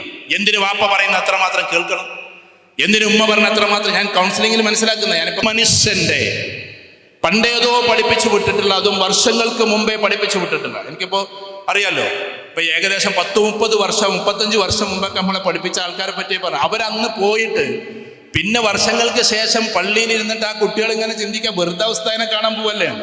ആ ഉസ്താദിനെ കാണാൻ പോകുന്ന പോക്ക് മെംസിലെത്തുന്നു, ആ ഒരു ലെവലിലേക്ക് കാര്യങ്ങൾ പോകുന്നു. അതിലെന്തോ ഉണ്ട്. ഞാനിത് പറയുന്നത് പുതിയ കുട്ടികൾക്ക് ചിലപ്പോഴൊക്കെ മനസ്സിൽ തോന്നിപ്പോകും, ഈ മറ്റുള്ളവരൊക്കെ പറയുന്ന പോലെ അള്ളാഹു ജീവിച്ചിരിപ്പുണ്ടോ എന്ന്. ചില ചോദ്യങ്ങൾ, അങ്ങനെ ചില നിമിത്തങ്ങൾ, ചില ഭാഗങ്ങൾ. ആ ഒരു അവസ്ഥയിലേക്ക് നമുക്കാകണമെങ്കിൽ അതിൻ്റെ ഒരു ഗുരുത്വമുണ്ട്. മാതാവ്, പിതാവ്, ഉസ്താദ് എന്നൊക്കെ പറയുന്ന ആളുകളുടെ ഗുരുത്വങ്ങൾ. അപ്പൊ ആ ഒരു ലെവലിലേക്ക് നമ്മൾ എത്തും. നമ്മളെ പിതാവിനെ നമ്മൾ ആദരിക്കുമ്പോൾ, പിതാക്കന്മാരോട് നമ്മൾ വല്ലാത്ത ബഹുമാനം കാണിക്കുമ്പോൾ നമുക്ക് അല്ലാഹു സുബ്ഹാനഹു വ തആല തരുന്ന ചില ശക്തികളുണ്ട്. ഞാൻ എൻ്റെ പ്രിയപ്പെട്ട ഈ കുടുംബത്തിലെ കുട്ടികളോട്, ഒരുപാട് വിദ്യാർത്ഥി കുട്ടികളോട് ഇരിക്കുന്നുണ്ട്, അതുകൊണ്ട് പറയാം, നമ്മൾ അറിയാതെ, അത് ഏത് ജാതിക്കാരായ ഏത് മതക്കാരായ, അള്ളാഹു എല്ലാവരുടേതുമാണ്, മുസ്ലിങ്ങളുടേത് മാത്രമല്ല. അള്ളാഹു റഹ്മത്തുൽ ലിൽ ആലമീൻ, അള്ളാഹു സുബ്ഹാനഹു വ തആല ആരാണ്? അള്ളാഹു റബ്ബുൽ ആലമീനാണ്. റസൂലുള്ളാഹി സ്വല്ലല്ലാഹു അലൈഹി വസല്ലം റഹ്മത്തുൽ ലിൽ ആലമീൻ. അതുകൊണ്ട് അള്ളാഹു സുബ്ഹാനഹു വ തആല എല്ലാവരെയും സഹായിച്ചുകൊണ്ടിരിക്കും, വ്യത്യസ്തമായ നിമിത്തങ്ങൾ സഹായിച്ചുകൊണ്ടിരിക്കും. ഇപ്പോൾ യുവ നടത്തിയ, മലയാള മനോരമ നടത്തിയ ഏറ്റവും വലിയൊരു പരിപാടിയിൽ ഒരു പയ്യന് മനസ്സുകൊണ്ട് ചിന്തിച്ചാൽ കിട്ടുന്ന കസേര ഉണ്ടാക്കിയത് അമ്മൂമ്മക്ക് സഞ്ചരിക്കാൻ പറ്റാത്തത് കൊണ്ടാണ്. നിങ്ങളൊന്ന് വായിച്ചു നോക്കിയത്, മലയാള മനോരമയിൽ വന്ന സംഭവമാണ്. യുവ എന്ന് പറഞ്ഞൊരു പരിപാടി നടത്തി. ആ പരിപാടിയിൽ ഒരു കുട്ടി ഒരു സ്പെഷ്യൽ ചെയർ ഉണ്ടാക്കി. കാരണം വീട്ടിലേക്ക് വന്ന് ശനിയാഴ്ച ദിവസം അവൻ വീട്ടിലേക്ക് വന്നു, ശനി ഞായർ ലീവാണ്. അത് കഴിഞ്ഞ് തിങ്കളാഴ്ച മോർണിംഗിൽ പോകുമ്പോൾ അമ്മ ടീച്ചറാണ്, അച്ഛൻ വേറെ ഇവിടെ ഉദ്യോഗസ്ഥനാണ്. അമ്മൂമ്മ വീണിട്ട് എന്താക്കുകയാണ്, കാല് തുടയിലെ പൊട്ടിയിട്ട് അങ്ങനെ ഇരിക്കുകയാണ് വീൽ ചെയറിൽ. സഞ്ചരിക്കാൻ പോലും പറ്റുന്നില്ല അമ്മൂമ്മക്ക്. അമ്മൂമ്മയെ ഒറ്റയ്ക്ക് വീട്ടിലാക്കിയിട്ട് പോകണം. അപ്പൊ ഈ കുട്ടി ഇങ്ങനെ ചിന്തിച്ചു, ഈ കസേര കുറച്ച് അങ്ങണ്ടും കണ്ടൊക്കെ ചലിക്കുന്നതായാൽ എന്തായിരിക്കും എന്നുള്ളത്. യുവ എന്ന് പറയുന്ന ആ സംഭവം ഒന്ന് വായിച്ചു നോക്കുന്നത്. ജസ്റ്റ് മനസ്സിലൊരു ചിപ്പ് കളിപ്പിച്ചിട്ടുണ്ടെങ്കിൽ 5 മീറ്റർ അങ്ങോട്ടും ഇങ്ങോട്ടൊക്കെ അമ്മൂമ്മക്ക് സഞ്ചരിക്കാൻ പറ്റാത്തൊരവസ്ഥ കണ്ടിട്ടാണ് സത്യത്തിൽ ഈ കുട്ടി ആ ചെയർ ഉണ്ടാക്കുന്നത്. ആ ചെയറാണ് യുവയിൽ 1ാം സ്ഥാനത്തേക്ക് പോയത്. യുവ എഞ്ചിനീയർമാരുടെ പരിപാടിയിൽ ഏറ്റവും ടോപ്പായിട്ട് റാങ്ക് കിട്ടിയത് ഈ ചെയറിന്. ആ ചെയർ എങ്ങനെ ഉണ്ടായി? അമ്മൂമ്മക്ക് സഞ്ചരിക്കാൻ സാധിക്കുന്നില്ല, അതുകൊണ്ട് ഒരു സ്പെഷ്യൽ ചെയർ ഉണ്ടാക്കണമെന്ന ചിന്തയിൽ നിന്നുമാണ് ഈ പറയുന്ന ശരത്തോ മറ്റോ അവൻ്റെ പേര്, ആ കുട്ടിക്ക് അത് ഉണ്ടാക്കാൻ പറ്റിയത്. അപ്പൊ നമ്മൾ നമ്മുടെ മാതാപിതാക്കളോട്, നമ്മൾ നമ്മുടെ മുൻഗാമികളോട് വലിയ ഒരു ഡെഡിക്കേഷൻ നമ്മൾ നടത്തി കഴിഞ്ഞാൽ എവിടെ നിന്നറിയില്ല ചില പവറുകൾ നമ്മളെ തേടിയെത്തും. ഇന്ന് അതൊക്കെ നഷ്ടപ്പെട്ടിട്ട് നമ്മൾ പോയിക്കൊണ്ടിരിക്കുക. കാരണം നമ്മൾ മുന്നോട്ടാണ് സഞ്ചരിക്കുന്നത്. നമുക്ക് ഭാവിയിൽ വലിയ കാറ് വാങ്ങണം, വലിയ വീട് വെക്കണം, അങ്ങനെ നാളെയെക്കുറിച്ച് മാത്രമാണ് ഇന്നത്തെ കുട്ടികൾക്ക് ചിന്ത. ഞാൻ അവരെ കുറ്റപ്പെടുത്തൽ. എല്ലാവർക്കും എന്താക്കണം, പഠിക്കണമെന്നൊന്നുമില്ല. ആൺകുട്ടികളുടെ കാര്യമൊക്കെ ഭയങ്കര കഷ്ടമാണ്. കാരണം പഠിക്കേണ്ടവർക്ക്, അവർക്ക് ഒരു വർഷം കൊണ്ട്, ഇപ്പൊ AI ഇറങ്ങിയതോടുകൂടി 1 വർഷം കൊണ്ട് AI പഠിക്കുക. എന്നിട്ട് ഇങ്ങനെ അവന്റെ വിചാരം എന്താ, അമേരിക്ക എന്നെ കാത്തിരിക്കുന്നു AI പഠിച്ചാൽ. AI ഒരു മാസ്മരികമായി വരുന്നൊരു സംഭവമാണ്, മാസ്സായിട്ട് വരുന്നൊരു സംഭവമാണ്. എല്ലാവരും ഇപ്പൊ മൊബൈൽ ഉപയോഗിക്കുന്നത് പോലെ AI ടൂൾ ഉപയോഗിച്ചിരിക്കും. അതിൽ സ്പെഷ്യലായിട്ട് പഠിക്കുന്നവർ പഠിച്ചോളൂ. ഞാനിപ്പോൾ ഒരു തീസിസ് ചെയ്യുന്നുണ്ട് US-ന്റെ. അതിൽ AI എങ്ങനെയാണ് എഡ്യൂക്കേഷനിൽ എംബഡ് ചെയ്യുക എന്നുള്ളതാണ് അതിന്റെ ടോപ്പിക്. AI എന്ന് പറഞ്ഞിട്ട് മാസമായിട്ട് വരാൻ പോവാണ്, ഇപ്പൊ തുടങ്ങിക്കഴിഞ്ഞു. എങ്ങനെ വരും എന്നറിയോ? ഫോർ എക്സാമ്പിൾ, നിങ്ങൾക്ക് ഇനി അക്ഷരങ്ങൾ അറിയില്ല, നല്ല വൃത്തിയുള്ള അക്ഷരങ്ങൾ ഇല്ല എന്ന് വെക്കുക. ചില ആൾക്കാർക്ക് അറബി അക്ഷരം നല്ലപോലെ എഴുതാൻ പറ്റില്ല, അല്ലെങ്കിൽ അറബി മലയാളം എഴുതാൻ കഴിയില്ല, അല്ലെങ്കിൽ പിന്നെ ഇംഗ്ലീഷ് എഴുതാൻ അറിയില്ല. ഇനി അതിന്റെ പേന വരുന്നു, AI പേന വരുന്നു. AI പേന വന്നു കഴിഞ്ഞാൽ എല്ലാവരുടെ അക്ഷരം വളരെ വെടുപ്പുള്ളതായിരിക്കും. കാരണം AI പേനയാണ്, അതെല്ലാവരും ഉപയോഗിക്കാൻ തുടങ്ങും. ഞാൻ പറഞ്ഞ മനസ്സിലാവുണ്ടോ? ഇനി അക്ഷരങ്ങൾ വടിവത്തതല്ല എന്നുള്ള വർത്തമാനം നമ്മൾ നിർത്തും. എന്നിട്ട് പകരം എന്താക്കും? ഇപ്പൊ നമ്മളിവിടെ മത്താപ്പൂ ഒക്കെ കണ്ടു. ഇവിടെ ചൈനയിൽ പോയ ഒരുപാട് ആൾക്കാരുണ്ട്. ഞാൻ നാളെ ചൈനയിൽ പോയപ്പോൾ പൊട്ടുന്നത് കണ്ട, ആ പൊട്ടുന്നത് ഇങ്ങനെ കാണുമ്പോൾ അത് അവരുടെ ഒരു ഫെസ്റ്റാണ്. അതിലിങ്ങനെ പൊട്ടിയിട്ട് ഇങ്ങനെ ഇത് പറക്കുന്ന സമയത്ത് അവിടെ എന്തുണ്ട്? അവിടെ ഇങ്ങനെ വ്യാളി കാണുന്നുണ്ട്. വ്യാളി എന്ന് പറഞ്ഞ സാധനം, ഡ്രാഗൺ എന്ന് പറഞ്ഞ സാധനം എന്താണ്? ചൈനയിലെ ഒരു ആരാധ്യ വസ്തുവാണ്. അറിയാലോ നിങ്ങൾക്ക്, മതമില്ലെങ്കിൽ പോലും അവർ ആരാധിക്കുന്ന ഒരു സാധനമാണ് വ്യാളി, ഡ്രാഗൺ. അതാണ് ഈ കുൻഫുനൊക്കെ ഒരു ഡ്രാഗൺ കുൻഫു എന്നൊക്കെ പേരിട്ടിട്ടുണ്ട്. ആ സാധനം ഇങ്ങനെ വിരിയുന്നു. അപ്പൊ നിങ്ങൾ നോക്കിക്കോ, വിത്തിൻ 5 years, വർഷം ഞാൻ പറഞ്ഞില്ല, ചിലപ്പോൾ സംഭവിക്കും. വിത്തിൻ 5 years നമ്മുടെ നാടുകളിലൊക്കെ പൂരം പൊട്ടൂലേ? ആ പൂരത്തിലെ പടക്കം പൊട്ടുമ്പോൾ അതിൽ ദേവീ ദേവന്മാരൊക്കെ പ്രത്യക്ഷപ്പെടുന്നത് കാണാൻ പറ്റും. നേർച്ചയ്ക്ക് പൊട്ടുകയാണെങ്കിൽ ചിലപ്പോൾ ആനയും അമ്പാരിയൊക്കെ വരുന്നത് കാണാൻ പറ്റും. ഒരു ഉദാഹരണം പറയാം, വേണോ വേണ്ടെന്നുള്ള വേറെ തീരുമാനങ്ങളാണ്. അപ്പൊ AI ഉപയോഗിച്ചിട്ട് എല്ലാ മേഖലയിലും ഈ സാധനം വരുന്നത് പോലെ ടൂളുകൾ ഇങ്ങനെ വന്നുകൊണ്ടിരിക്കും. അതിനനുസരിച്ച് നമുക്ക് മാറാൻ പറ്റൂല. ലോകം കുറെ മാറിയാലും നമ്മൾ പഴയ പ്രകൃതത്തിൽ തന്നെ, നമ്മൾ നമ്മുടേതായ വാല്യൂസിൽ തന്നെ നിൽക്കണം. അങ്ങനെയാണ് ആ വാല്യൂസിൽ നിർത്തിയ ഒരു കാലഘട്ടത്തിന്റെ ഇതിഹാസ തുല്യമായിട്ടുള്ള സ്ഥാപനമായിരുന്നു ക്രസന്റ് എന്നാണ് ഞാൻ മനസ്സിലാക്കിയിട്ടുള്ളത്. കാരണം ഒരു കാലഘട്ടത്തിൽ വലിയ സ്പോർട്സ് ഒന്നും അത്തരം മദ്രസകളിലും സ്കൂളുകളിലും ഇല്ലാത്ത കാലത്ത് നിങ്ങൾ സ്പോർട്സിലൂടെ മുന്നോട്ട് പോയി. എന്താണ് പ്രബന്ധം, എന്താണ് മറ്റുള്ളത് എന്നൊക്കെ അറിയാത്ത കാലഘട്ടത്തിൽ നിങ്ങൾ സെമിനാറുകൾ നടത്തി. ഇതേപോലെ തന്നെ നിങ്ങൾ ഗ്രന്ഥങ്ങൾ എന്താണ്, വായനശാല എന്താണെന്ന് അറിയാത്ത കാലത്ത് വായനശാലയിലൂടെ മുന്നോട്ട് പോയി. കുട്ടികളെ അങ്ങനെ തൊപ്പിയിട്ട് കൊണ്ട് ടൂറ് പോകാത്ത കാലഘട്ടത്തിൽ നിങ്ങൾ ടൂറ് കൊണ്ടുപോയി. അഡ്വാൻസ്ഡ് ആയിട്ടുള്ള ഒരു ലോകമാണ് നിങ്ങൾക്ക് പരിചയപ്പെടുത്തി തന്നത്. കാലം കുറെ കഴിഞ്ഞല്ലോ.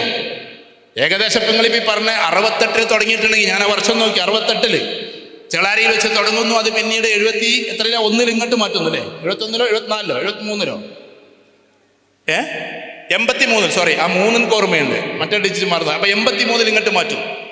83 മാറ്റുന്ന അന്ന് മുതൽ നിങ്ങൾ എന്താക്കുന്നു, അതുമായി ബന്ധപ്പെട്ടിട്ട് ജീവിക്കുന്ന ഏതോ വയസ്സൊക്കെ അങ്ങോട്ടും ഇങ്ങോട്ടൊക്കെ മാറാം. അപ്പൊ നമ്മളെ സംബന്ധിച്ചിടത്തോളം നമ്മുടെ ഉയർച്ചയിൽ വളർച്ചയിൽ വലിയ പങ്കു വഹിച്ചിട്ടുള്ള വലിയൊരു തിരുമുറ്റമാണ് ക്രസന്റ് എന്ന് നമ്മൾ തിരിച്ചറിയും. അങ്ങനെ ഭർത്താക്കന്മാരൊക്കെ കുറച്ചൊക്കെ ഉയർന്നു പോയതിന്റെ പേരിലാണ് നമ്മളിവിടെ ഇരിക്കുന്നത് എന്ന് നമ്മൾ തിരിച്ചറിയും. ഏതോ അർത്ഥത്തിൽ അവരവരുടേതായ അർത്ഥത്തിൽ എല്ലാവരും അവരുടെ ലോകത്തിലെ ചക്രവർത്തിമാർ, എല്ലാവരും അവരവരുടെ ലോകത്തിലെ ചക്രവർത്തിമാർ. അപ്പൊ അങ്ങനെ ഉയർന്നു പോയിട്ടുള്ള മനുഷ്യരാശി വീണ്ടും ഒരുമിച്ച് കൂടുമ്പോൾ ചില ലക്ഷ്യങ്ങൾ നമ്മൾ മുമ്പിൽ വെക്കണം. അതിൽ ഒന്നാമത്തെ കാര്യം, വിദ്യാഭ്യാസ സ്ഥാപനത്തിലൂടെയാണ് നിങ്ങൾ വളർന്നു വന്നത്. അതുകൊണ്ട് നമ്മുടെ മക്കൾക്ക് അറ്റ്ലീസ്റ്റ് PG വരെയെങ്കിലും പഠിപ്പിക്കുക എന്നുള്ള നീയത്ത് നമ്മൾ വെക്കണം. ഞാൻ എൻ്റെ മക്കളോട് പറഞ്ഞിട്ടുണ്ട്, PG കഴിയാതെ നിങ്ങൾ വിദ്യാഭ്യാസം നിർത്തരുത്. കാരണം നമുക്ക് ചിലപ്പോൾ +2 കഴിഞ്ഞ് ഒരു വർഷത്തെ ഡിപ്ലോമ കഴിഞ്ഞാൽ ജോലിയൊക്കെ കിട്ടും. Education is equal to job എന്നത് തെറ്റാണ്. Education is equal to culture എന്നതാണ് ശരി. വിദ്യാഭ്യാസം സംസ്കാരത്തിന് വേണ്ടിയിട്ടുള്ളതാണ്. എന്തുകൊണ്ടാണ് മറ്റുള്ള സംസ്ഥാനം പോലെ ഇവിടെ വർഗീയത വല്ലാതെ വരാത്തതെന്നറിയോ? രാഷ്ട്രീയത്തിന്റെ മീമാംസകളൊന്നുമല്ല, കുറച്ച് ആൾക്കാർക്ക് ബോധമുണ്ട് എന്നുള്ളത് കൊണ്ടാണ്. ഇവർ ഈ പറയുന്നത് പോലെ അന്ധമായിട്ട് പോകാൻ പറ്റില്ല എന്നുള്ളത് കൊണ്ടാണ്. ഇന്ന് വളരെ ഡിബേറ്റ് നടന്നുകൊണ്ടിരിക്കുകയാണ്. ലക്ഷക്കണക്കിന് വോട്ടുകൾ ചേർത്തതും ഇതൊക്കെ നടന്നുകൊണ്ടിരിക്കുകയാണ്. കേരളത്തിൽ എന്തുകൊണ്ട് സാധിച്ചില്ല എന്ന് നോക്കുമ്പോൾ അതിനെ പറ്റിയിട്ടുള്ള അനാലിസിസ് പറയുന്നത് കേരളത്തിൽ എന്ത് ചെയ്യുന്നുണ്ട്, അതിനെ പടനിലത്തിൽ നോക്കാൻ ആൾക്കാരുണ്ട് എന്നുള്ളത് കൊണ്ടാണ്. കുറച്ച് എഡ്യൂക്കേറ്റഡ് ആയ ആൾക്കാരുണ്ടായത് ഏത് പാർട്ടിയായാലും, പാർട്ടി ഉണ്ടെന്ന് ഞാൻ പറയുന്നില്ല, അതിന് അവബോധത്തോടു കൂടി കാണാൻ പറ്റുന്ന ആൾക്കാരുണ്ടായി. പക്ഷേ കേരളത്തിൽ ഒരു സ്ഥലത്ത് അത് വർദ്ധിച്ചു എന്നതാണ് പുതിയ കണക്ക്. അത് തൃശ്ശൂരാണ് അത്ര. അപ്പോൾ അതിന്റെ പൊളിറ്റിക്സിലേക്ക് ഞാൻ പോകുന്നില്ല. അത് അവിടെ നടത്തിയ ട്രിക്ക് അവിടെ നടത്തി ചില ആൾക്കാർ കണ്ണ് ഞെമ്പി എന്ന് പറയുന്നു. മീഡിയ പറഞ്ഞത് ഞാൻ പറയുന്നു. ഞാൻ പറഞ്ഞു വരുന്നത്, എഡ്യൂക്കേഷൻ എന്ന് പറയുന്ന ഒരു സാധനം മനുഷ്യനെ സംസ്കാര സമ്പന്നനാക്കും. ആ എഡ്യൂക്കേഷനേക്കാൾ അപ്പുറത്താണ് വായന എന്നത്. കുറച്ചും കൂടി മനുഷ്യൻ എന്താക്കും, നല്ല സെലക്റ്റീവ് റീഡിങ്. അതിനും അപ്പുറത്തേക്ക് ഒരുപാട് യാത്രകൾ നടത്തിയാൽ വിശാലമായൊരു കാഴ്ചപ്പാടുണ്ടാകും. യാത്ര നടത്താതെ നമ്മൾ മനുഷ്യരെ വിലയിരുത്തരുത്. ഇപ്പൊ യാത്ര നടത്താനൊക്കെ ഒരുപാട് സാഹചര്യമുള്ള സ്ഥലമാണ്. ഞാൻ പറഞ്ഞു വരുന്നത് എന്താണെന്ന് വെച്ചാൽ വളരെ ശ്രദ്ധിച്ച് കേൾക്കണേ. ഇപ്പൊ യാത്ര നടത്തുക എന്ന് പറഞ്ഞാൽ നമ്മുടെ നാട്ടില് ദീനിയായി ഫിഖ്ഹിയായി നല്ല ഉഷാറായിട്ട് നമ്മൾ പോകുന്നുണ്ടാവും. പക്ഷെ ഇതൊന്നും ഇല്ലാത്ത കുറേ സ്ഥലങ്ങളുണ്ട്. നമ്മളൊക്കെ നൈജീരിയയിൽ പോയപ്പോൾ, നൈജീരിയ എന്ന് പറയുന്ന സ്ഥലത്ത് ഞങ്ങൾ മഗ്രിബിനാണ് എത്തിയത്. അവിടെ ഒരു പള്ളിയിൽ മഗ്രിബ് എന്ന് പറയുന്ന സമയത്ത് അത് നിസ്കരിക്കണമല്ലോ. അത് നിസ്കരിച്ച് ഇങ്ങോട്ട് സലാം വീട്ടിയ ഉടനെ എന്നെയാണ് പിടിച്ച ഇമാമത്ത് എടുത്തത്. ഇന്ത്യയിൽ നിന്ന് പോയ ഒരാൾ എന്നുള്ള നിലക്ക് അവർക്ക് പിന്നെ ഫാത്തിഹ അറിയുന്ന ആളും ആലിമാണ്. അപ്പൊ ചുരുക്കി പറഞ്ഞിട്ടുണ്ടെങ്കിൽ എന്നെ പിടിച്ചിട്ട് നിർത്തി. നമ്മളെ വൈറ്റ് മാൻ എന്നാ വിളിക്കട്ടോ, മനസ്സിലായോ? ഞങ്ങളെ വെള്ളക്കാരെന്ന് വിളിക്കണമെങ്കിൽ ആ പാവങ്ങളുടെ കറുപ്പത്രന്ന് വിചാരിക്കും, മനസ്സിലാക്കണം. അപ്പൊ വെള്ളക്കാരെ പിടിച്ചു നിർത്തിയവർ, അവരുടെ ഭാഷയിൽ വെള്ളക്കാർ. ഞങ്ങൾ 5-6 പേരുണ്ട്. അപ്പൊ ഞാൻ ഇമാമത്ത് നിന്ന് നമ്മളെ ഫാത്തിഹ എന്നൊക്കെ പറഞ്ഞാൽ അവർക്ക് സുറൈമിന്റെ ഫാത്തിഹനേക്കാൾ അപ്പുറത്താണ്. കാരണം അവരെ ഫാത്തിഹ എങ്ങനെയാണെന്ന് അറിയുമ്പോൾ നിങ്ങൾ കേൾക്കുമ്പോൾ ചിരിക്കും. ഇങ്ങനെയാണ് ഫാത്തിഹയാണെന്ന് ഏകദേശം നമുക്ക് മനസ്സിലാവുന്നല്ലാതെ ഒരു ലഫ്ലും ഇല്ല, വഖഫും ഇല്ല, ഒന്നുമില്ല. അപ്പൊ പിന്നെ എന്ത് ചെയ്യും? അപ്പൊ നിങ്ങൾ ചിരിക്കും. കാരണം അവിടെ മദ്രസ സിസ്റ്റം ഇല്ല, അവിടെ അത് പഠിപ്പിക്കപ്പെടുന്നില്ല, അവരെ പഠിപ്പിക്കാൻ ഒരാളും ഇല്ല. ഞങ്ങൾ മഗ്രിബിന് ഒരു പള്ളിയിലെത്തി. അവിടെ ഇമാമത്ത് നിന്ന് സലാന്റെ വീട്ടിലേക്ക് ഒരാൾ എണീറ്റിട്ട് ഒരു പ്രത്യേക ബാങ്ക് അവരുടെ ആണ്ട് കൊടുത്ത് ഞാൻ ചോദിച്ച അടുത്തിരിക്കുന്ന ആൾ ഇത് ഏതാ ബാങ്ക്? എൻ്റെ അനുഭവം ഞാൻ പറഞ്ഞത്. അപ്പൊ പറഞ്ഞു, എന്ത് ഇത് യശബാങ്ക എന്ന് പറഞ്ഞു. മഗ്രിബ് നിസ്കരിച്ചിട്ട് ആ ചോപ്പ് മാഞ്ഞിട്ടില്ല, അപ്പോഴാണ് പറഞ്ഞത് യശന്റെ ബാങ്ക്. അപ്പൊ ഞാൻ ചോദിച്ചു, യശബാങ്ക് ഇപ്പൊ കൊടുക്കലാണോ ഇവിടെ എന്ന് ചോദിച്ചാൽ ഇവിടെ അങ്ങനെയാണ്. കാരണം അവർ പോയാൽ അങ്ങോട്ട് വരില്ല, അതുകൊണ്ട് നിസ്കരിപ്പിച്ചാണ്ട് വിടലാന്ന് പറഞ്ഞു. നിസ്കരിപ്പിച്ച് വിടലാണ്. അപ്പൊ നമുക്ക് ചിരിക്കാം. നിസ്കരിപ്പിച്ച് വിടുന്ന സ്ഥലം ഇന്തോനേഷ്യയുടെ ഗ്രാമങ്ങളിൽ പോയാൽ, അതേപോലെ തന്നെ അതിൻ്റെ ചുറ്റുവട്ടത്തുള്ള രാജ്യങ്ങളിൽ പോയാൽ, അതിൻ്റെ ഗ്രാമങ്ങളിൽ പോയാൽ പർദ്ദ നമ്മളിപ്പോൾ പിന്നെ പള്ളിയിൽ പോയിട്ട് തൊപ്പിയിടുന്നത് പോലെ നിസ്കരിക്കാൻ വേണ്ടിയിട്ട് ട്രൗസർ ഇട്ട് വന്നിട്ട് അവിടുന്ന് പർദ്ദ ഇട്ട് നിസ്കരിച്ചിട്ട് ആ പർദ്ദ അവിടെ തന്നെ അയച്ചു പോകുന്ന ആൾക്കാരെ നമുക്ക് കാണാൻ പറ്റും. ലേഡി മുസല്ലയും അവിടെ ലേഡി മുസല്ല ഇഷ്ടം പോലെ ഉണ്ടാവും പലയിടത്തും. അപ്പൊ ഞാൻ പറഞ്ഞു വരുന്നത്, ആളുകൾക്കറിയില്ല, ആളുകളുടെ രീതിശാസ്ത്രം അതാണ്. വേറെ പല കോലത്തിൽ, പല രൂപത്തിൽ, പല ഭാവത്തിൽ നമ്മൾ രാജ്യത്ത് പോയ രാജ്യത്ത് നമ്മൾ പറയുന്നില്ല, അത് ശരിയല്ല. അതുകൊണ്ടാണ് നെഗറ്റീവായത്. അവിടെ ഞായറാഴ്ചയാണ് എന്ത് ജുമാ, ഞായറാഴ്ചയാണ് എന്ത് ജുമാ. വെള്ളിയാഴ്ച ജുമാ നടത്തി ശീലമുള്ള സ്ഥലത്ത് പറ്റി നമ്മൾ ഞായറാഴ്ച ജുമാ വിടുകയാണ്. കേൾക്കുന്നുണ്ടോ നിങ്ങൾ പറഞ്ഞത്? അപ്പൊ ഞാൻ അവിടുത്തെ ആൾക്കാരോട് ചോദിച്ചെന്ത്, എന്നോട് വന്നിട്ട് പറഞ്ഞു, നിങ്ങൾ ജുമാന്റെ സമയത്ത് കുറച്ച് സംസാരിക്കണം, ഇംഗ്ലീഷിൽ സംസാരിക്കണം എന്നൊക്കെ പറഞ്ഞാൽ വന്ന് പറഞ്ഞു. അപ്പൊ ഞാൻ പറഞ്ഞു, ഇന്ന് ജുമ്മയെന്ന് ചോദിച്ചു. ഞാൻ ഞായറാഴ്ചയാണ്. ഇവിടെ ജുമാ ഞായറാഴ്ചയാണ്. അപ്പൊ ഞാൻ ചോദിച്ചു അതെന്താ ജുമാ ഞായറാഴ്ച ഇവിടെ അങ്ങനെയാണെന്ന് പറഞ്ഞു. അപ്പൊ എന്താ ക്രിസ്ത്യൻ സൊസൈറ്റിക്ക് ഒഴിവുള്ളെന്ന് മുസ്ലിങ്ങൾക്കും പോയി പ്രാർത്ഥിക്കാം, അല്ലാതെ വെള്ളിയാഴ്ച എന്ന് പറഞ്ഞ സമയത്ത് അങ്ങനെ പ്രത്യേകിച്ച് ജുമാ ഒന്നുമില്ല അവിടെ.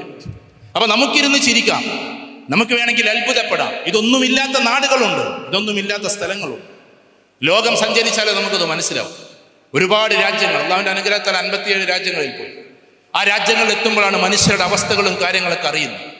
10,000 രൂപ കൊടുത്താൽ, ഞാൻ ഇവിടുത്തെ ഫാറൂഖ് സാഹിബ് അടക്കമുള്ള ആൾക്കാരോട് പറയാം, 10,000 രൂപ കൊടുത്താൽ ചില രാജ്യങ്ങൾ വീട് വെക്കാൻ പറ്റും. കാരണം പഴയ നമ്മുടെ കേരളത്തിലെ 75 കൊല്ലം മുമ്പ് വീടില്ലേ, ചളി ഉരുട്ടിയിട്ടുള്ള വീട്, 75 കൊല്ലം മുമ്പ് എന്ന് പറഞ്ഞാൽ മനസ്സിലാവുള്ളൂ. അതിന്റെ ശേഷം പിന്നെ കട്ട ഇറങ്ങി. കട്ടെല്ലാം പറഞ്ഞാൽ ഇതിന് മുമ്പുള്ള ചളി, ആ ചളികൾ ഇങ്ങനെ ഉരുട്ടി വെച്ചിട്ട് വീട് വെക്കും. ആ വീടിന്റെ മേലെ ഒരു കൂരയുണ്ടാക്കണം, അതും ടിന്നിന്റെ ഷീറ്റ്. അതിനാണ് ഈ 10,000 രൂപ, അല്ലെങ്കിൽ മാക്സിമം 20,000 രൂപ. അപ്പൊ നിങ്ങൾ 20 ലക്ഷം രൂപ ക്രസന്റിന്റെ കയ്യിലുണ്ടെങ്കിൽ അവിടെ 100 വീട് വെച്ച് കൊടുക്കാം. വേണമെങ്കിൽ അവിടെ ഗവൺമെന്റ് ഒക്കെ അതിന് അനുവദിക്കും. അവിടെ ക്രസന്റ് അലൂമിനി എന്ന് പറഞ്ഞാൽ നിങ്ങൾക്ക് ബോർഡും വെക്കണ നിങ്ങൾ തീരുമാനിച്ചു. അപ്പൊ പാവപ്പെട്ട മനുഷ്യരെ മനസ്സിലാക്കുന്ന പച്ചയായ യാത്രകൾ നമ്മൾ ഉണ്ടാകണം, നമുക്ക് ഉണ്ടാക്കാൻ പറ്റണം. ഞാൻ പറഞ്ഞു വരുന്നത് അതുകൊണ്ട് മനുഷ്യബന്ധങ്ങൾ നമ്മൾ നാളെ ജീവിതത്തിലേക്ക്, നാളെയുള്ള ലോകത്തിലേക്ക് എന്തൊക്കെ ഉണ്ടാക്കി വെക്കുന്നു എന്നത് ഏറ്റവും പ്രധാനപ്പെട്ട ഒരു കാര്യമാണ്. അവ നമ്മുടെ മക്കളെ വിദ്യാഭ്യാസപരമായി ഉയർത്തുന്നത് പോലെ തന്നെ സോഷ്യൽ റാപ്പോ പഠിപ്പിക്കണം. സോഷ്യൽ റാപ്പോ എന്താ? സോഷ്യൽ റാപ്പോ മനുഷ്യരോട് എങ്ങനെയാണ് പെരുമാറുക. സ്കൂളിൽ നിന്നും പഠിപ്പിക്കുന്നില്ല കേട്ടോ, നമ്മുടെ സ്കൂളിലെ സിലബസിലൊന്നും ഇപ്പോൾ അതൊന്നും വന്നിട്ടില്ല. നമ്മുടെ സ്കൂളിലെ സിലബസിൽ ഇങ്ങനെ ഇംഗ്ലീഷ് പഠിക്കുകയാണെങ്കിൽ not only but also either nor as soon as much as far as interrogative affirmative ഇങ്ങനെ പഠിപ്പിക്കുന്നു എന്നല്ലാതെ മനുഷ്യരോട് എങ്ങനെ പൊളൈറ്റായിട്ട് പെരുമാറാന്ന് ഈ പുസ്തകങ്ങളിലില്ല. നമ്മൾ മദ്രസയെ കുറ്റപ്പെടുത്തുന്നു. നിങ്ങളിവിടെ കാണുന്നത് എന്തെന്ന് വെച്ചിട്ട് CBM ക്രസന്റ് ബോർഡിംഗ് മദ്രസ എന്ന്. ചിലപ്പോൾ ചില ആൾക്കാർക്ക് തോന്നുന്നു ഉയർന്നു പോകുമ്പോൾ എൻ്റെ സ്ഥാപനത്തിന് മദ്രസ എന്ന് പേര് കണ്ടതുകൊണ്ട് ഞാൻ അവിടെ പഠിച്ചതാന്ന് പറയണ്ടെന്ന് തീരുമാനിച്ച ആൾക്കാർ വരെ ചിലപ്പോൾ ഉണ്ടാവാം മനസ്സിൻ്റെ ഉള്ളിൽ. May be. എന്താ അതിൻ്റെ ദൗത്യം? കാരണം മനുഷ്യനെ സാറ്റിസ്ഫൈ ചെയ്യിപ്പിക്കുന്ന 6 മേഖലകൾ എല്ലാം കൂടി പറയാൻ സമയമില്ല. അതിലൊന്ന് ഫിസിക്കൽ എഡ്യൂക്കേഷനാണ്, നമ്മുടെ ശരീരത്തെ പുഷ്ടിപ്പെടുത്തുന്ന എഡ്യൂക്കേഷൻ. മറ്റൊന്ന് അതിലും മേലെ നമുക്കുള്ളത് ഏതാണ്? ഇന്റലക്ച്വൽ എഡ്യൂക്കേഷനാണ്. ബുദ്ധിപരമായി നമ്മളെ ഉയർത്തുന്ന ഒരുപാട് മേഖല. ശരീരത്തിന്റെ ജിമ്മിന് പോയെന്ന് വിചാരിച്ചിട്ട് ബുദ്ധി വർദ്ധിക്കൂല. ജിമ്മിന് പോകുമ്പോൾ അതിനൊരു അലൈൻമെന്റ് കിട്ടും, ഒരു പ്രസരിപ്പ് കിട്ടും. ബുദ്ധി വർദ്ധിക്കണമെങ്കിൽ വായിക്കണം, പഠിക്കണം, അതിന്റെ സിനാപ്സിസ് നമ്മൾ എന്താക്കണം, അതിനെ നല്ല രീതിയിൽ അവതരിപ്പിക്കണം, ആളുകളോട് നല്ല രീതിയിൽ പഠിക്കാൻ വേണ്ടി ശ്രമിക്കണം. ഒരുപാട് വായനയിലൂടെ ലോകത്തിലൂടെ പോകണം. അതിലൂടെയാണ് ബുദ്ധി വർദ്ധിപ്പിക്കുക. ചില ടെക്നിക്കിലൂടെ കടന്നു പോകണം. അപ്പൊ ശരീരം മാത്രം പുഷ്ടിപ്പെട്ടാൽ പോരാ, നമ്മുടെ ബുദ്ധിയും പുഷ്ടിപ്പെടണം. മൂന്നാമത്തത് ഇമോഷണൽ പാർട്ട് ഓഫ് എഡ്യൂക്കേഷനാണ്. അവിടെ നമ്മുടെ ഹൃദയം വിശാലപ്പെടണം. മനസ്സെന്നോ ഹൃദയമെന്നോ നിങ്ങൾ അതിനെ വിളിച്ചോ. അവിടെയാണ് മനുഷ്യരുള്ള സ്നേഹം, ബന്ധങ്ങൾ. അത് ബുദ്ധി വികസിച്ചു എന്നതുകൊണ്ട് ഈ സാധനം നമുക്ക് കിട്ടൂല. ഈ സാധനം കിട്ടണമെങ്കിൽ നമ്മുടെ emotional part of education build. നമ്മളെ കുട്ടികൾക്ക് കൊടുക്കേണ്ട വിദ്യാഭ്യാസത്തെ കുറിച്ചാണ് ഞാൻ പറയുന്നത്. എങ്ങനെയാണ് ആളുകളോട് പെരുമാറേണ്ടത് നമ്മൾ പഠിപ്പിച്ചിട്ടുണ്ടോ? തീൻമേശയിൽ എങ്ങനെയാണ് പെരുമാറേണ്ടത്? ടേബിൾ മാനേഴ്സ് എങ്ങനെയാണ് നമ്മൾ പഠിപ്പിച്ചിട്ടുണ്ടോ? നമ്മുടെ കുട്ടികൾ വെള്ളം കുടിക്കുന്ന സമയത്ത് ഇവിടെ ശബ്ദം വരാൻ പാടില്ല എന്ന് എപ്പോഴെങ്കിലും നമ്മുടെ കുട്ടികളോട് നമ്മൾ പറഞ്ഞിട്ടുണ്ടോ? ചില കുട്ടികൾ ഇങ്ങനെ വെള്ളം കറക്കുമ്പോൾ ഇവിടെ ശബ്ദം ഉണ്ടാവും. ഇത് മാനേഴ്സിൽ ആളുകൾ ഇങ്ങനെ നമ്മൾ പുറത്തേക്ക് പോയി ഭക്ഷണം കഴിക്കുമ്പോൾ അങ്ങനെ ശബ്ദം ഉണ്ടാക്കുന്നവരെ പ്രത്യേകിച്ച് നോക്കും. പൊതുവെയുള്ള പിന്നെ ഇതിൽ പോയിട്ട് ടാപ്പിൽ പോയിട്ട് കാർക്കിച്ച് തുപ്പാൻ പാടില്ല എന്ന് നമ്മൾ കുട്ടികളെ പഠിപ്പിച്ചിട്ടുണ്ടോ? മൂക്ക് ചീറ്റുന്നത് സത്യത്തിൽ പബ്ലിക്കായ സ്പേസിൽ പാടില്ല എന്ന് നമ്മൾ പഠിപ്പിച്ചിട്ടുണ്ടോ? എന്നാൽ മറ്റുള്ള സ്ഥലങ്ങളിലൊക്കെ ഇത് പഠിപ്പിച്ചിട്ടാണ് സത്യത്തിൽ സ്കൂൾ തന്നെ പഠിപ്പിക്കുന്നത്. ബെഡ്ഷീറ്റ് മടക്കി വെക്കുന്നത്. ഇപ്പോൾ ഉമ്മാർക്ക് ഏറ്റവും വലിയ ഭാരം എന്താ? ഒന്ന് ബെഡ്ഷീറ്റ് മടക്കി വെക്കണം. ചില കുട്ടികൾ ഇങ്ങനെ കാക്കുന്നുണ്ട്, അടച്ചോനെ നമ്മളെ കാര്യം ഉസ്താദ് അറിഞ്ഞോ എന്നുള്ളത്. അത് മുതൽ നമ്മൾ പഠിപ്പിക്കണം. അവനവൻ്റെ ബെഡ്ഷീറ്റ് കുട്ടികൾ തന്നെ മടക്കി വെക്കണം. ഇല്ലെങ്കിൽ എന്താകുന്നറിയോ? ചില വീടുകളിലൊക്കെ പോയ ഒരു കുട്ടി ഉണ്ടാവുള്ള റൂമിൽ കണ്ടാ വിചാരിച്ചും 18 ആൾ താമസിക്കുന്ന റൂമാണ്. കാരണം കുട്ടികൾക്ക് മാനേഴ്സ് പഠിപ്പിച്ചു കൊടുക്കാത്തതുകൊണ്ട്. പഠിപ്പിക്കലല്ല ശരിക്കും, അവരെ കൊണ്ട് ചെയ്യിപ്പിക്കണം. അല്ലേ മോളെ അത് മടക്കി വെക്ക്, മോളെ ഇങ്ങനെ മോളെ എന്ന് വിളിക്കണം. അപ്പൊ മോളെ എന്ന് വിളിക്കാത്ത ആൾക്കാരെ കൂടുതലും ഹിതോ നിതോ ഹുദോ എന്ന് പറയുകയാണെങ്കിൽ വിളിക്കലാണ്. നർസി മോളെ എന്ന് വിളിക്ക്, പേര് നിങ്ങൾ വിളിച്ചോളൂ. മോളെ എന്നുള്ള വാക്ക്, മോനെ എന്നുള്ള വാക്ക് അവർ കൊതിക്കുന്നുണ്ട്. മുത്തം കൊടുക്കുന്നത് അവർ കൊതിക്കുന്നുണ്ട്. പ്രത്യേകിച്ച് പെൺകുട്ടികൾക്ക് മുത്തം കിട്ടുന്നില്ല എന്നാണ് ഞാൻ മനസ്സിലാക്കിയിട്ടുള്ളത്. കാരണം അവരെങ്ങനെ ചെറുപ്പത്തിൽ ഉഞ്ഞു വെച്ചിരിക്കുക ആരാൻ്റെ വീട്ടിൽ പോകാൻ വേണ്ടി. ആ കുട്ടികൾക്ക് എന്ത് സംഭവിക്കുന്നു? ഒരു അകൽച്ച സംഭവിക്കുന്നു.